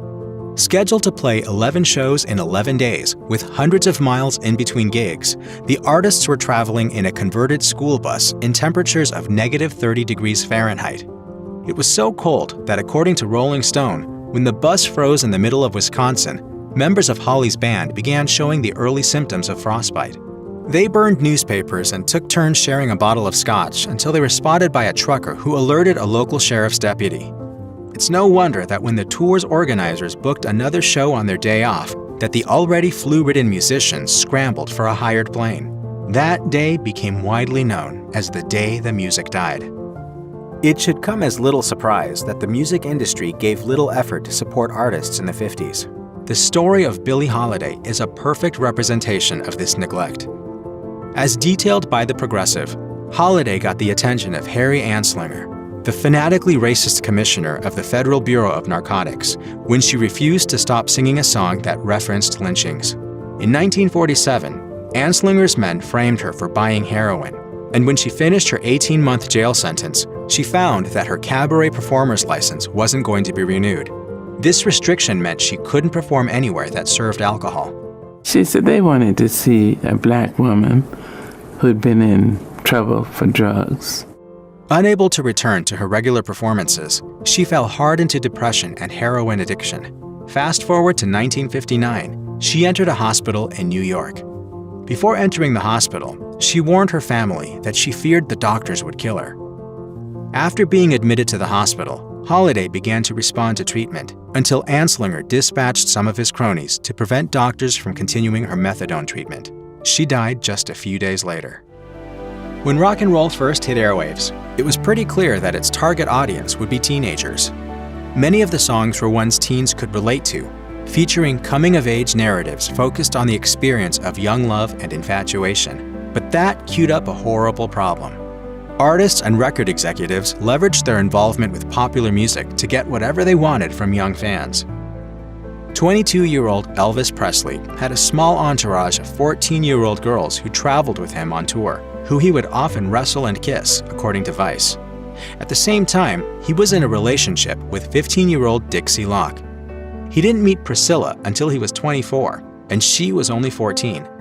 After they split in 1972, Elvis rebounded with another 14-year-old. My parents were a nervous wreck. Elvis came in full uniform, which my dad liked a lot. Then there's Jerry Lee Lewis. His first tour in England ended in flames when he introduced his wife, Myra, who also happened to be his 13-year-old second cousin. According to The Telegraph, J.W. Brown, Myra's father and Lee's bassist, wanted to kill Lewis when he found out about the union. Sun Records founder Sam Phillips had to intervene. The music industry is pretty much designed for record executives to profit, and many of today's practices were started in the 1950s. As Vice explains, Little Richard signed his first record contract when he was 19 years old. At the time, he was financially responsible for his family, as his father had been killed 3 years prior. He and his family were so poor, they had to pull wood off the exterior of their house to keep a fire going. He was desperate and only got a contract in the first place after spending a year calling one of the only studios who would even consider signing a black artist. Finally, they did sign him, and Tutti Frutti was released. The song was a hit, and it should have made all the family's money worries go away, in theory. Unfortunately, while Specialty Records owner Art Roop made millions, Little Richard was only paid $50 for the recording, and half a penny for every copy sold. Little Richard signed the contract knowing it was a bad deal at the time, but he'd had no other choice if he wanted to continue making music. On many 50s radio stations, DJs had little to no creative control over what they played on the air. Instead, it was common practice to broadcast songs released by the record companies that paid them the most, rather than the music listeners might tune into. According to performing songwriter, a huge part of the musical landscape of the 1950s was shaped by payola. Payola was a practice where record companies would offer DJs money, vacations, free merchandise, and occasionally even proceeds from concerts in exchange for having their songs played more often. The end result was that record companies could pay their way to hit songs. It worked so well that by the middle of the decade, companies that used payola had twice the hit singles as older and larger companies who were against the business model. It wasn't just a few bucks here and there either. By the time the payola controversy went before the FCC in 1960, DJs were raking in thousands. One Cleveland DJ made $12,000 between 1958 and 1959, which amounts to around $110,000 today. According to history, payola was deemed an abuse of public trust. While the practice was technically outlawed, the laws put in place left plenty of loopholes, and this style of promotion is still used today.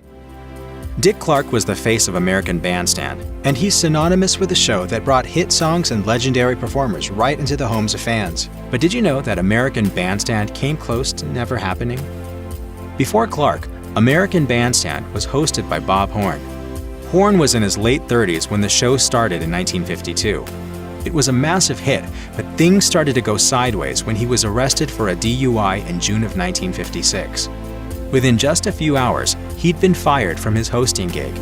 When people started questioning why he'd been dealt with so severely, it started to come out that the local district attorney was in the middle of investigating incidents of sexual impropriety, and he'd warned the station to get rid of Horn while they could. Within 4 months, Horn was arrested after it came out that he had not only been having an affair with a 13-year-old girl, but that he'd also arranged other underage affairs for the male members of his entourage. Horn was acquitted, but was involved in another drunk driving accident and paralyzed a 5-year-old child. Needless to say, American Bandstand nearly didn't continue. The Lewis and Clark expedition painstakingly documented the uncharted West and befriended the many Native American tribes they met along the way. That's the story you were told in school, but the real expedition was far more brutal. This is the messed up truth about the Lewis and Clark expedition. As Lewis and Clark prepared for their expedition into the Western Territories, the United States government gave them numerous goals to accomplish. Foremost, they were to find a Northwest Passage that connected the rivers of the Atlantic to the rivers of the Pacific, allowing for continuous water travel across North America, a mission they would fail as the Northwest Passage turned out to be a myth. Furthermore, they were to keep detailed records of the plants and animals of the West and to map out as much of the territory as possible. But an often ignored goal of the Lewis and Clark expedition was to gain the loyalty of the Native American tribes of the West. As the Corps of Discovery encountered new tribes on its push to the Pacific, they informed the native people that they were living on land that was now part of the United States. Lewis and Clark would offer gifts to the tribes, from knives to peace medals, and encourage them to obey the rules of the United States government. But the Corps of Discovery also demonstrated the steep price of disobeying the United States. In front of each tribe, they would fire off their guns in a display of military power. Lewis and Clark knew that their dangerous voyage required obedient men, so in the early stages of the expedition, the two captains decided to construct an impromptu legal system, whereby they would court-martial and punish any members of the Corps who disobeyed orders. Numerous enlisted men were penalized under this disciplinary system, especially in the first year of the expedition. John Collins was accused of getting drunk at his post. He pleaded not guilty, but a jury of his peers disagreed. Collins was sentenced to receive 100 lashes on his back. Another man, Alexander Willard, was also sentenced to 100 lashes for falling asleep while on guard duty. Even worse, Willard's lashes were spread out over 4 days, which was intended to intensify the pain. But perhaps the worst punishment went to Moses Reed, a man who attempted to steal a rifle and desert the Corps. Once he was caught, Reed was forced to run a gauntlet through the enlisted men as they whipped him with switches, and he was subsequently dismissed from the Corps. The diet of the Corps was diverse and unusual. The Corps departed with nearly 7 tons of dry goods, including flour, salt, coffee, pork, corn, sugar, beans, and lard. The men particularly loved meat and would hunt for elk and buffalo whenever they could. Luckily for them, animals were abundant across much of the Great Plains. When the men found themselves running low on food, they often obtained more by trading with native tribes in exchange for tools and weapons. And along the way, Sacagawea helped the Corps identify which plants were edible and which were not. But some moments of the journey proved to be more desperate than others. Journals from the expedition reveal that the protein-starved men ate horse meat on numerous occasions, although it probably came from wild horses, not the ones that they rode. If that's not desperate enough, animal lovers might cry when they hear that the Corps frequently obtained dog meat from trading with native tribes. Some of the men actually began to like the taste of dog and continued to trade for dog meat with the natives along the Columbia River. All this despite the fact that the Columbia teemed with salmon. Besides unusual meat, when food ran out in one particularly rough situation in the Rockies, the starving men were prepared to eat candle wax, but it's unclear if it ever came to that. In their trek across the western United States, the men of the Corps of Discovery fell prey to a variety of illnesses and injuries. One man became severely ill in the first few months of the trip and died shortly after. This was Sergeant Charles Floyd, who, according to modern historians, likely succumbed to a burst appendix. After Floyd's death so early in the mission, Lewis and Clark probably expected to lose many more of their men. But surprisingly, Charles Floyd was the only member of the expedition to die during the entire 3-year journey. Many others did fall ill during the journey, and the worst part about getting sick in the early 1800s was that the treatment was usually worse than the illness. To treat their men, Lewis and Clark primarily relied on a powerful mercury-based laxative.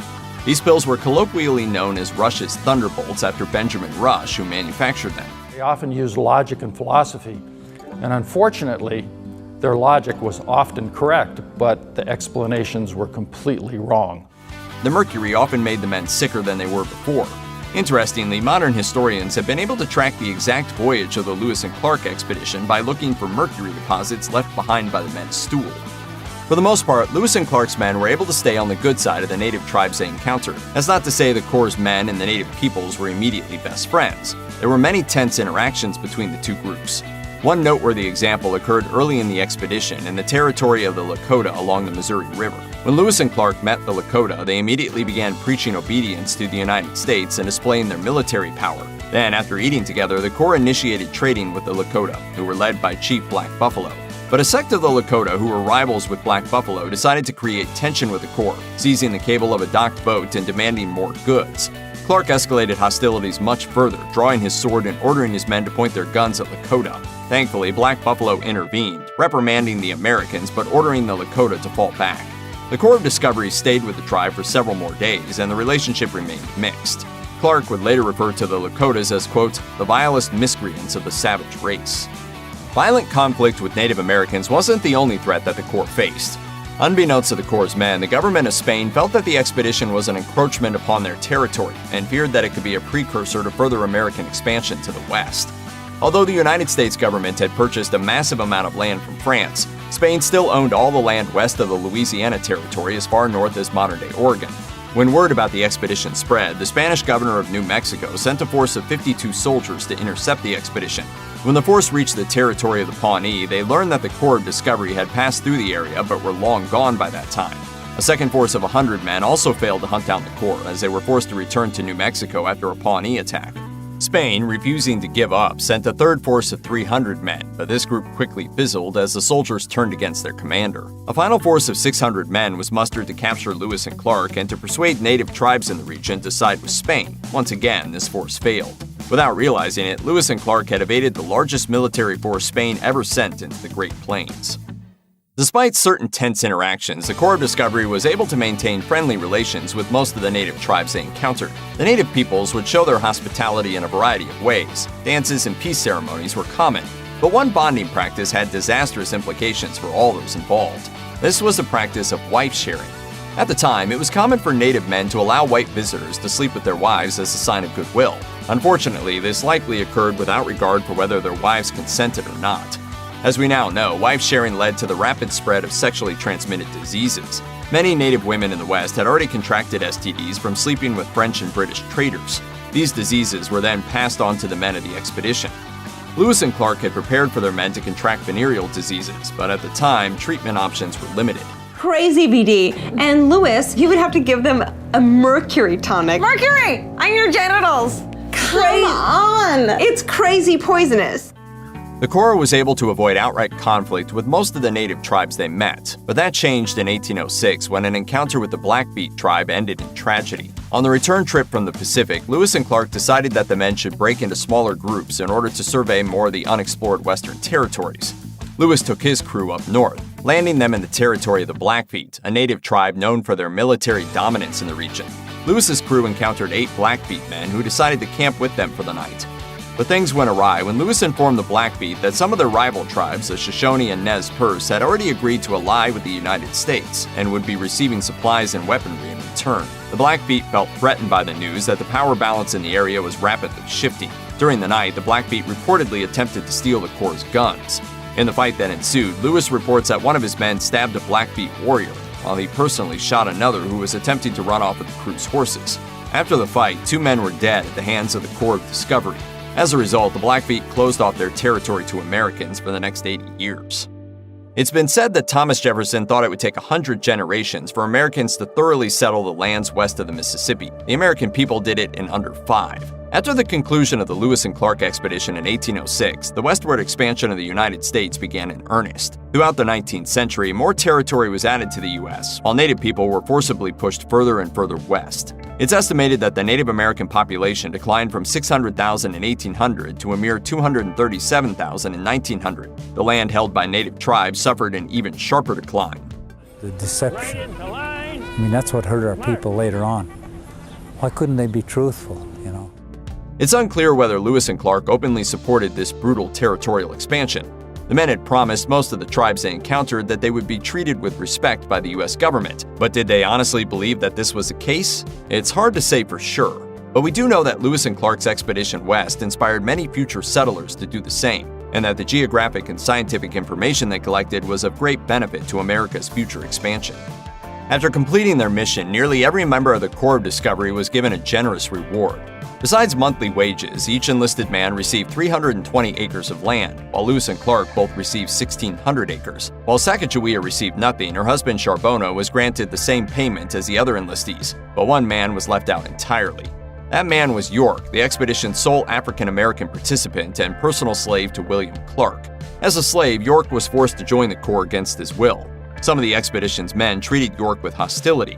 One man threw sand in his face, causing York to almost lose an eye. As he traveled with the Corps, York was likely motivated by the hope that finishing the expedition could earn him his freedom. Slaves who went above and beyond for their masters were sometimes freed, but when the mission concluded, William Clark refused to free York.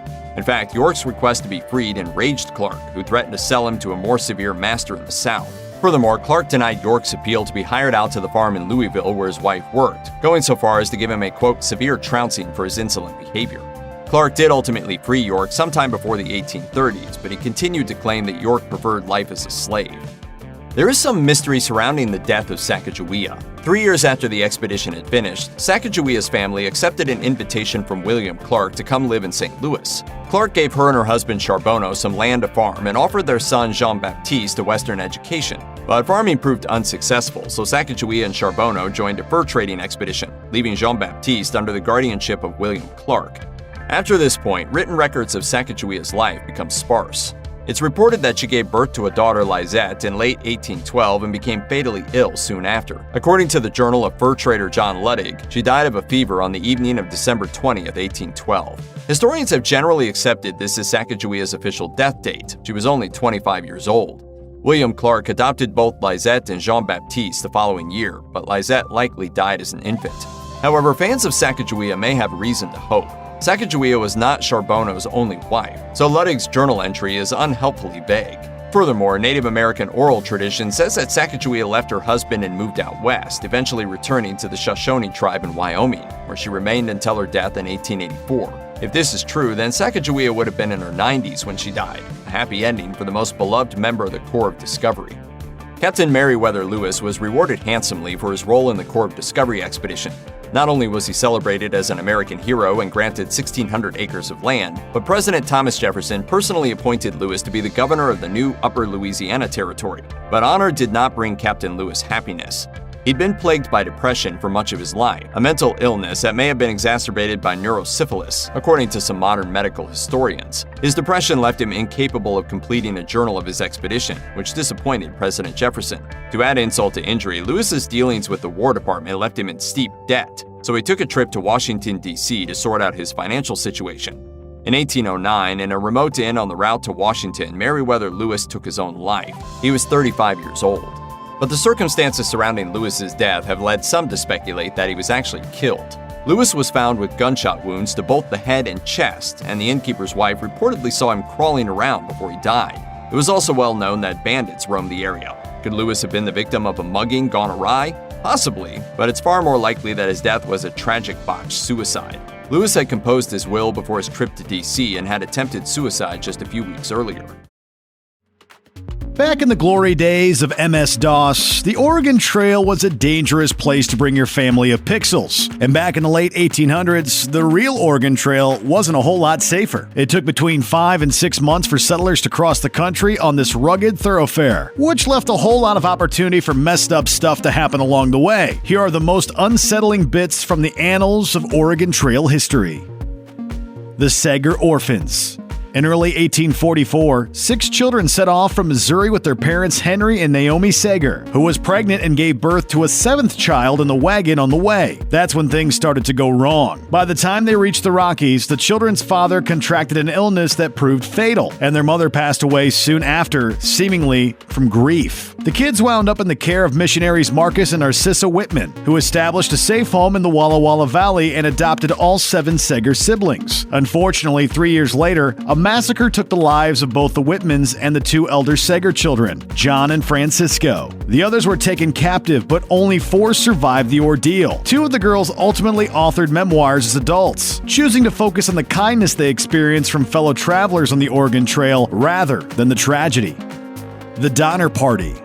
You're probably familiar with the story of the Donner Party, the most famous or infamous travelers on the Oregon Trail. Only 48 of the party's original 87 members made it to the end of their journey, thanks to the fateful decision to use a dangerous shortcut called the Hastings Cutoff. It wasn't their fault, though. A scout riding ahead of the party noted that the route was too dangerous to travel and sent a warning back to the party at Fort Bridger, alerting them that they shouldn't risk it. Unfortunately, the letter ended up in the hands of Fort Bridger's greedy owner, Jim Bridger. Since steering people away from the cutoff would have cost him money, Bridger withheld the message, sealing the Donner Donner Party's grisly fate. Taking the Hastings cutoff caused a series of mishaps and delays, culminating in an early snowfall that left the party trapped in the Sierra Nevada for months on end. When their dwindling supplies ran out, the Donner Party turned to cannibalism, eating the flesh of their deceased fellow travelers. But for one man, surviving that winter came at a lifelong price. Louis Kesselberg was among the survivors who made it out of the Sierra Nevada and settled in California. But once he was there, rumors started circulating that he'd been a little too enthusiastic about eating his friends, and that human was still his favorite type of meat. It got so bad that Kesselberg ultimately sued for slander and won, but he never escaped his grisly reputation. Before he passed away in 1895, he wrote, "A man, before he judges me, should be placed in a similar situation."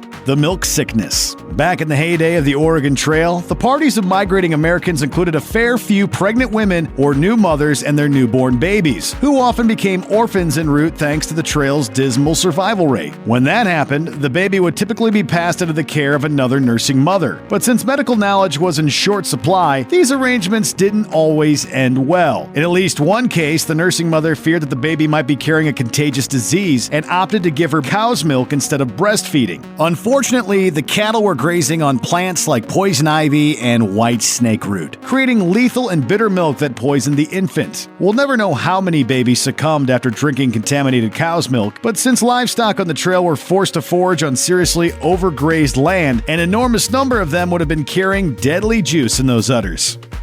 John Grattan starts a war. Early contact between settlers and Native Americans was relatively peaceful, but as more people headed west, tensions began to simmer. And on August 19, 1854, one hot-headed idiot kicked off a war that would last 22 years. At that time, the influx of settlers on the land was straining the resources and the patience of the local Sioux, who started demanding tolls from travelers passing through on the Oregon Trail. The conflict culminated in the slaughter of a sick cow from a wagon train which had wandered into a Sioux camp full of starving people. But that wasn't the problem. The officer in charge planned to keep it peaceful and give restitution to all involved. Unfortunately, he chose the wrong man to negotiate. John Lawrence Grattan, a second lieutenant stationed at Fort Laramie, showed up to the meeting with a bad attitude and a bunch of howitzers. And what happened next will not surprise you. Grattan didn't survive the skirmish, but the fallout from his dumb decision would continue on for more than 2 decades. While every city of a certain size has its share of spooky legends, New Orleans seems almost to have an overabundance. These messed up things may have happened in New Orleans history. We may never know. One of the most famous landmarks in New Orleans' French Quarter is the St. Louis Cathedral, the oldest cathedral in the United States, which faces Jackson Square and features a strikingly Dracula-esque statue of Jesus. The alley that runs next to it, known as Pirates Alley, is also home to one of the most famous ghostly phenomena in all of New Orleans. First, a little history. Louisiana was a French colony from 1718 until 1763, when the French ceded the territory to Spain as part of the Treaty of Paris following the 7 Years' War. A rebellion led by French colonists was put down by an Irish expatriate loyal to Spain known as Bloody O'Reilly, who had the rebel leaders publicly executed on a street still known today as Frenchman Street, now a popular spot for music. That's all very true history. Where legend picks up is in the story that says that the bodies of these Frenchmen were hung out to rot by the cathedral, and the priest was forbidden to bury them until the Spanish guards took shelter during a hurricane, and the priest was able to transport the bodies of the dead to St. Louis Cemetery No. 1. Legend says that even today when it rains, you can hear the priest singing down Pirates Alley. One of the most famous haunted houses in New Orleans, so famous that many just call it the Haunted House, is the Lalaurie Mansion at 1140 Royal Street in the French Quarter. It might be famous because it featured heavily in Season 3 of American Horror Story, or maybe because Nicolas Cage owned it for a little while for some reason. I love it. I just love it.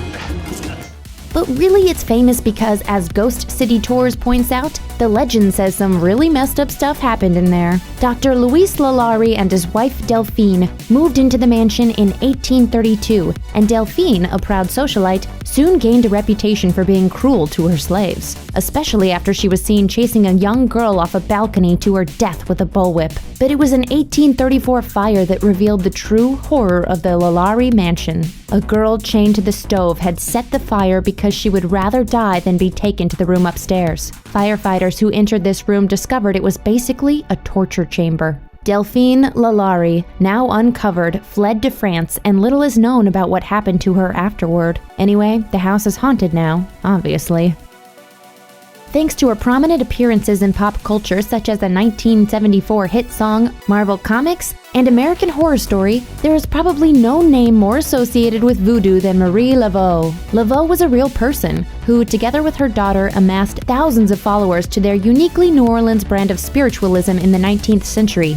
In life, according to Ghost City Tours, Laveau became the voodoo queen of Congo Square, leading people in chants and selling charms with a boa constrictor named Zombie draped over her shoulders. It's only natural then that people would continue to seek her aid more than a century after her death. While of course her house is haunted, the most famous haunted location associated with Laveau is her tomb at St. Louis Cemetery No. 1. Many people will leave offerings and seek her blessing by drawing an X on the tomb, or some other series of rituals which will lead her to grant your wish. Don't actually write on the tomb though, because that is actually super illegal. The reason most of the buildings in New Orleans' French Quarter are actually Spanish and not French is that the city was destroyed by fire in 1788 and again in 1794. One building that burned down was the site that now houses the Andrew Jackson Hotel. According to the hotel's website, the hotel was originally built as a home for boys who lost their parents to a yellow fever epidemic in the late 18th century. If it weren't bad enough that these boys were orphaned, they also died in a fire. Now the hotel that was built in that location is said to be haunted by the ghosts of the 5 boys who died in the fire. The boys giggling can be heard in the courtyard, and they're known to push people out of bed or snatch their pillows out from under them. Other stories report that they like to change the channel on the TVs or pour cereal on the ground. Boys will be boys. If you look closely at the architecture when you wander around the French Quarter, you might notice an interesting detail. Most of the columns feature spikes sticking out from the poles most of the way up. These pointy bits are called Romeo spikes or Romeo catchers, and they're meant to keep you from climbing up the column and getting frisky with the homeowner's daughter, or wife, or son, or whoever. One famous New Orleans ghost story relates the tale of a young man who ended up on the wrong end of a Romeo catcher after sneaking into his girlfriend's room. The father fired a gun into the air to scare the boy, which caused him to let go, and the Romeo catcher ripped him from stem to stern.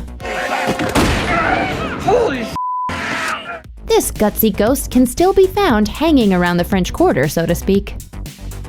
The Crescent City isn't just famous for ghosts, even though it's got them by the swamp boat load. It's also got a whole lot of vampires, and not just Brad Pitt and Tom Cruise. Perhaps the most famous New Orleans vampire is Jacques Saint Germain, who may or may not have also been an immortal alchemist and philosopher. Okay, so according to legend, in the early 1900s, a guy named Jacques Saint Germain shows up in the French Quarter and starts throwing money around in lavish dinner parties, though he is never seen eating at them. He regales his guests with incredibly detailed stories from all over the world that had taken place hundreds of years before, as if he had witnessed them firsthand. People soon noticed his resemblance to the Count de Saint-Germain, a European adventurer and philosopher of the 1700s. It must be stressed that the Count de Saint-Germain was a 100% real person who knew King Louis XV, Voltaire, and other famous historical people. His life was also so mysterious that even in his lifetime, people thought he was an immortal alchemist. I don't know. You know it, maybe. Okay. Is Peter coming? Shall we be wait? Peter's 8,000 years old. We're not going to have Peter at the meeting.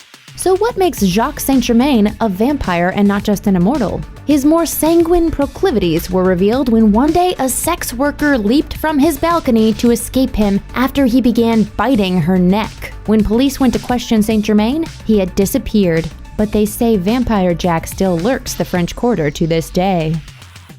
You might know that the cemeteries in New Orleans use above-ground vaults rather than burying their dead. This is partly because of the fact that the low altitude of the city means its water tables are high, and flooding could cause bodies to float up out of the ground, and partly because the French and Spanish also used above-ground vaults. What you may not know is that in order to fit entire families into these tombs, old coffins are removed after a year or two to make room for new ones, with the remains placed back into the tomb sans box. Hold on to that fact, you'll need it in a minute. According to legend, John and Wayne Carter were brothers who popped up in New Orleans during the Great Depression and worked at the docks. In 1932, an 11-year-old girl escaped their apartment in the French Quarter and fled to the police. She said the brothers had been feeding on her. When the police entered the apartment, they found 4 other people bound up and bleeding, and many others already dead. It took 8 men to restrain the Carter brothers when they returned home. They were put to death, and when their tomb was opened to retrieve their coffins a year later, their bodies were gone.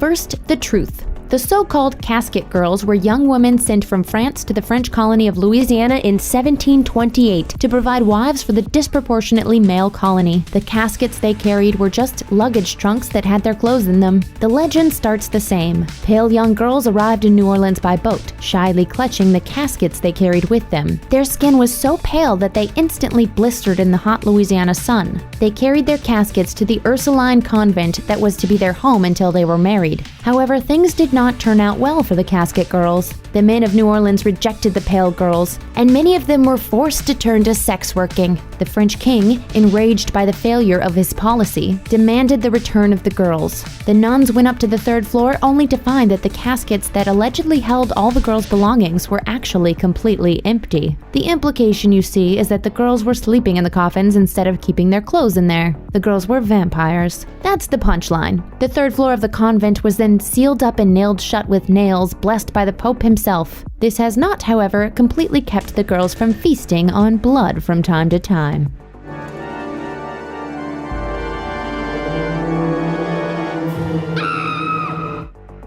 Pirates have been so romanticized by movies and books that it's almost hard to remember that they were real people who committed real crimes, often under the auspices of real governments. One of the most famous pirates in U.S. history, and certainly the most famous in New Orleans, is Jean Lafitte, who traded in infamy for a legitimate fame when he helped Andrew Jackson fight the British in the Battle of New Orleans. Lafitte owned a business in the French Quarter in the early 19th century that is one of the oldest surviving structures in New Orleans, and, at least according to its website, the oldest continuously operating bar in the United States. It probably wasn't a bar when Lafitte owned it, though. It was, maybe a blacksmith shop, so it's known today as Lafitte's Blacksmith Shop. They serve a grape-flavored voodoo daiquiri that tastes like purple cold medicine. Oh, also it's haunted. According to legend, a full-body apparition of Lafitte is a common guest at the bar which bears his name. Zoinks, it's him! On the 2nd floor, there's alleged to be the ghost of a woman who will whisper your name into your ear, and piercing red demonic eyes appear regularly in the bar that fade into darkness after you make eye contact with them. It might be worth risking a demon for those daiquiris, though. Weird. Someone left out a blender, fresh fruits, and rum? I guess we gotta, make daiquiris now. The First Council of Nicaea is one of the most significant events in the history of the Christian Church, and it would affect European history for years to come. This is the messed up truth of the Council of Nicaea. The Council of Nicaea was the first ecumenical council of the Christian Church. What this means is that bishops from the entire known world of Christianity came together for the first time to discuss major issues affecting the faith. At this point in history, the Christian world consisted mostly of Southern Europe, Northern Africa, and the Middle East. Still, that's a lot of bearded dudes in pointy hats. The council was convened in 325 CE by Emperor Constantine the Great, generally regarded as the first Christian Roman emperor. He held the council in the ancient city of Nicaea. While not literally every bishop in the world was actually present, tradition holds that 318 attended, largely representing the eastern portion of the church. Notably absent was Pope Sylvester I, who did at least send a few representatives on his behalf. Constantine called the council together in order to address issues of division within the church. He hoped to reestablish peace religiously, as he had just done politically by defeating his imperial rival Licinius. Before diving into what the Council of Nicaea was, let's take a look at what it definitely wasn't. A popular and oft-repeated myth is that Constantine and the church fathers decided which books would become biblical canon and which books wouldn't make the cut. This myth got a huge boost when Dan Brown repeated this myth in his wildly popular but historically dubious bestseller, The Da Vinci Code, which, if we're being honest, spent a lot of time selling people on a lot of fake ideas. However, this particular myth predates Brown's novel by centuries. The 18th century French satirist Voltaire quipped that the bishops picked the books of the Bible by placing all of the candidate texts on a table and seeing which ones fell off. The fact is that there is no evidence whatsoever to say there was any single council at which the church leaders decided what was real and what was fake. Rather, the canonization of the New Testament was a centuries-long process of debate and analysis. Over time, certain texts were elevated because they were believed to be written by the disciples of Jesus, were the correct age, and contained proper orthodoxy. Even today, the Protestant, Catholic, Greek Orthodox, and Ethiopian Orthodox churches don't agree on which books are canon, so the idea that this was decided in 325 is preposterous. That brings us back to what the Council of Nicaea was actually about. A number of different issues were discussed at the meeting. The primary concern, though, and the main cause of the division within the church, was the issue of a priest named Arius of Alexandria, especially regarding the increasing popularity of his ideas among Christians in Alexandria and beyond.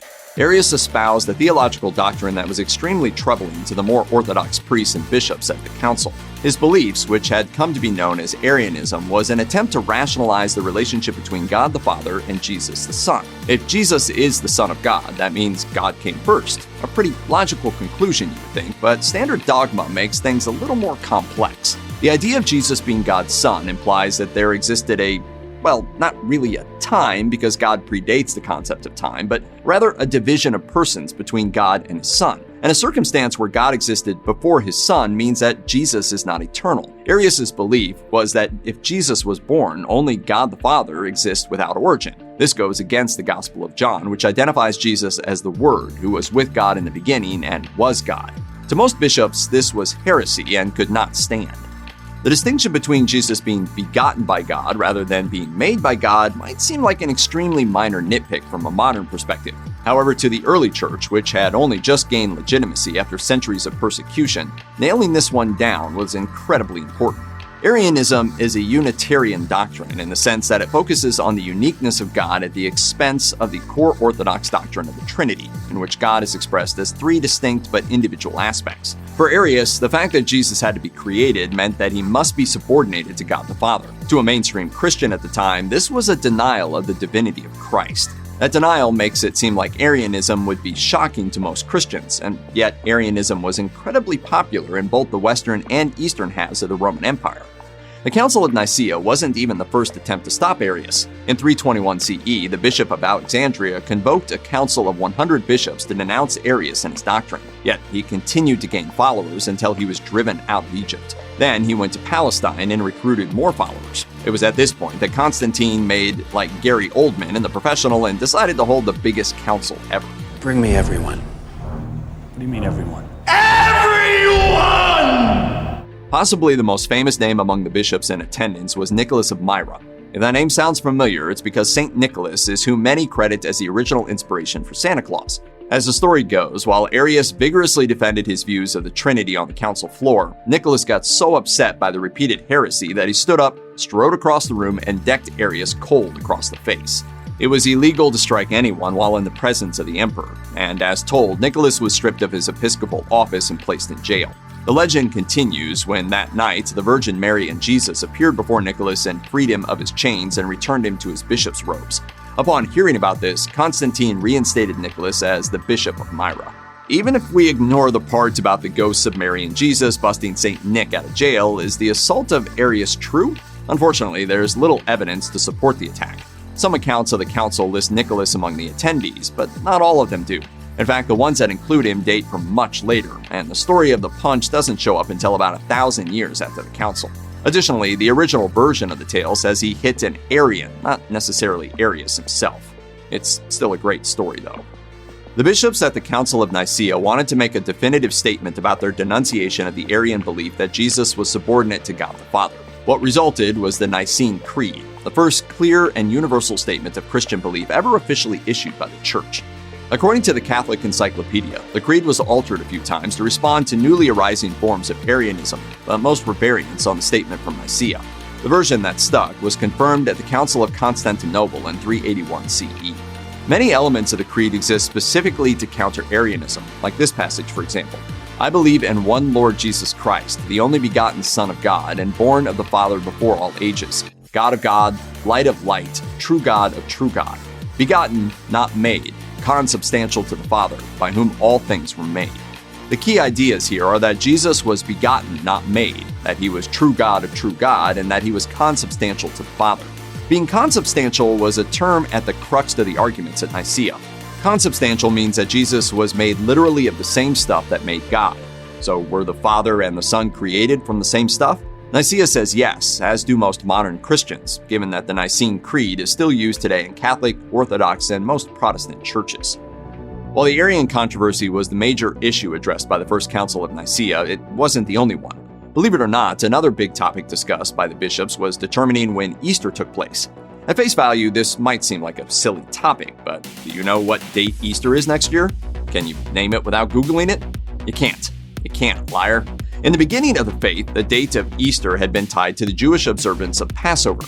However, the bishops of Nicaea didn't want their holy day to be beholden to a Jewish holiday because, anti-Semitism. So while the church had originally held Easter on the Sunday nearest Passover or even on Passover, the new rule was that Easter had to be held on a Sunday and could not be on Passover. So the attendees settled on the most logical solution. Easter would be held each year on the first Sunday after the first full moon after the vernal equinox. You're not wrong if you're thinking that sounds more like some sort of Wiccan business than Orthodox Christianity, but here we are. The process for determining these dates in advance is a formula known as computus, and though that sounds like a Legion of Superheroes villain, it's actually the Latin word for calculation. As a result, Easter always falls somewhere between March 22nd and April 25th. Well, in the Western Church. Eastern churches still use the Julian calendar, which is a topic for a whole other video. Arius wasn't the only troublemaker that the early church had to deal with at the Council of Nicaea. The bishop Meletius of the city of Lycopolis in Egypt was causing problems of his own. Meletius was a high-ranking bishop, second only to Peter of Alexandria, and this is what made his misconduct and insubordination so troubling. Conflicting sources make it difficult to discern exactly what Meletius' main crime was, but the central issue seems to be that he was unwilling to accept back into the church Christians who had renounced their faith under torture by Roman persecution. While most bishops were eager to accept those who repented of such action, Meletius refused. Even after being denounced as a disturber of the peace, Meletius continued to gain support. He ordained those who followed him, even from outside his own diocese, which was absolutely forbidden. At the time of the Council of Nicaea, the Meletian Schism, the name given to his breakaway church, included dozens of bishops and priests. They called themselves the Church of Martyrs. The council tried to make peace with Meletius by allowing him to remain a bishop, but demanded that he quit ordaining outside his diocese. It ultimately didn't work out. His followers sided with the Arians and existed as a separate sect until the 5th century. The results of the Council of Nicaea included Arianism being denounced in no uncertain terms. Arius started the council with 22 bishops in his corner, but ended with only 2. What's more, Arius and his remaining supporters were exiled to Illyria in the Balkan Peninsula. Then, Constantine ordered that all of Arius' writings be burned, and that anyone found with copies of his texts be put to death. Those severe actions were seen as necessary for the church to keep from self-destructing at a pivotal point in the history of Christianity. One of the long-lasting consequences of those decisions by the council was that it set a precedent for the emperor to use his authority to establish and enforce church rulings. If Constantine could declare that people must believe a specific concept about the nature of God or be put to death, then that has startling implications. The council marked the first full swing of the pendulum for Christianity. In a handful of years, it had gone from a forbidden and persecuted religion by the empire to one inextricably intermingled with it. It built a society where the emperor himself ruled based on theology, and ruled over theology as well. This tangling of church and state would subsequently be at the heart of European history for centuries, and pitted popes and kings against each other in their quest for power. A commonly repeated factoid about Constantine the Great was that he was the first Christian emperor of the Roman Empire. Constantine is well known for his dream-inspired conversion in which a Christian symbol led him to victory in battle. Following that came the Edict of Milan, which made Christianity legal within the Roman Empire. This rule led to the building of some of the most famous churches in the world, including St. Peter's Basilica and the Hagia Sophia. Constantine also, of course, convened and oversaw the First Council of Nicaea, a pivotal moment in Christian history. However, by the time of the council, Constantine hadn't even been baptized. This, despite his professed conversion following his prophetic dream some 13 years prior. Constantine would not, in fact, be baptized until he lay on his deathbed in 337 CE, believing it was best to be forgiven of his sins as emperor all at once. There is actually a great deal of evidence that suggests that for most of his life, Constantine worshipped the sun. The Arch of Constantine, a triumphal monument that stands to this day, was built after his official conversion but bears no symbols of Christianity. It doesn't even have the Cairo symbol to which he attributed his famous victory. Instead, only tributes to the god of the sun can be seen. It's more than likely that Constantine didn't truly care about the theology of the Council of Nicaea. He only sought peace. Even if the Council of Nicaea established a centuries-long link between church and state and was overseen by someone who likely didn't actually care about the religious controversies at hand, at least it succeeded in wiping out the Arian heresy and the Meletian schism, right? Actually, no. In the years after the council, Arianism crept its way back into popularity to the point that Constantine even started to tolerate the Arians. In fact, the priest who baptized Constantine on his deathbed was Eusebius of Nicaea, an Arian. After Constantine, there were a number of Arian emperors, including his son Constantine II and Constantius II. Soon enough, the tide turned, and many of the bishops who had excommunicated Arius were themselves excommunicated, including Athanasius, who had been the Orthodoxy's most stalwart defender at the council. It took until the end of the 4th century for non-Arian emperors to finally quash Arianism within Rome. That wasn't the end of it, though. Arianism was extremely popular among the Germanic tribes that ended up sacking Rome, and it remained so until well into the 7th century. And as already mentioned, the council failed to suppress the Meletian schism too. Meletius' church lasted over 100 more years.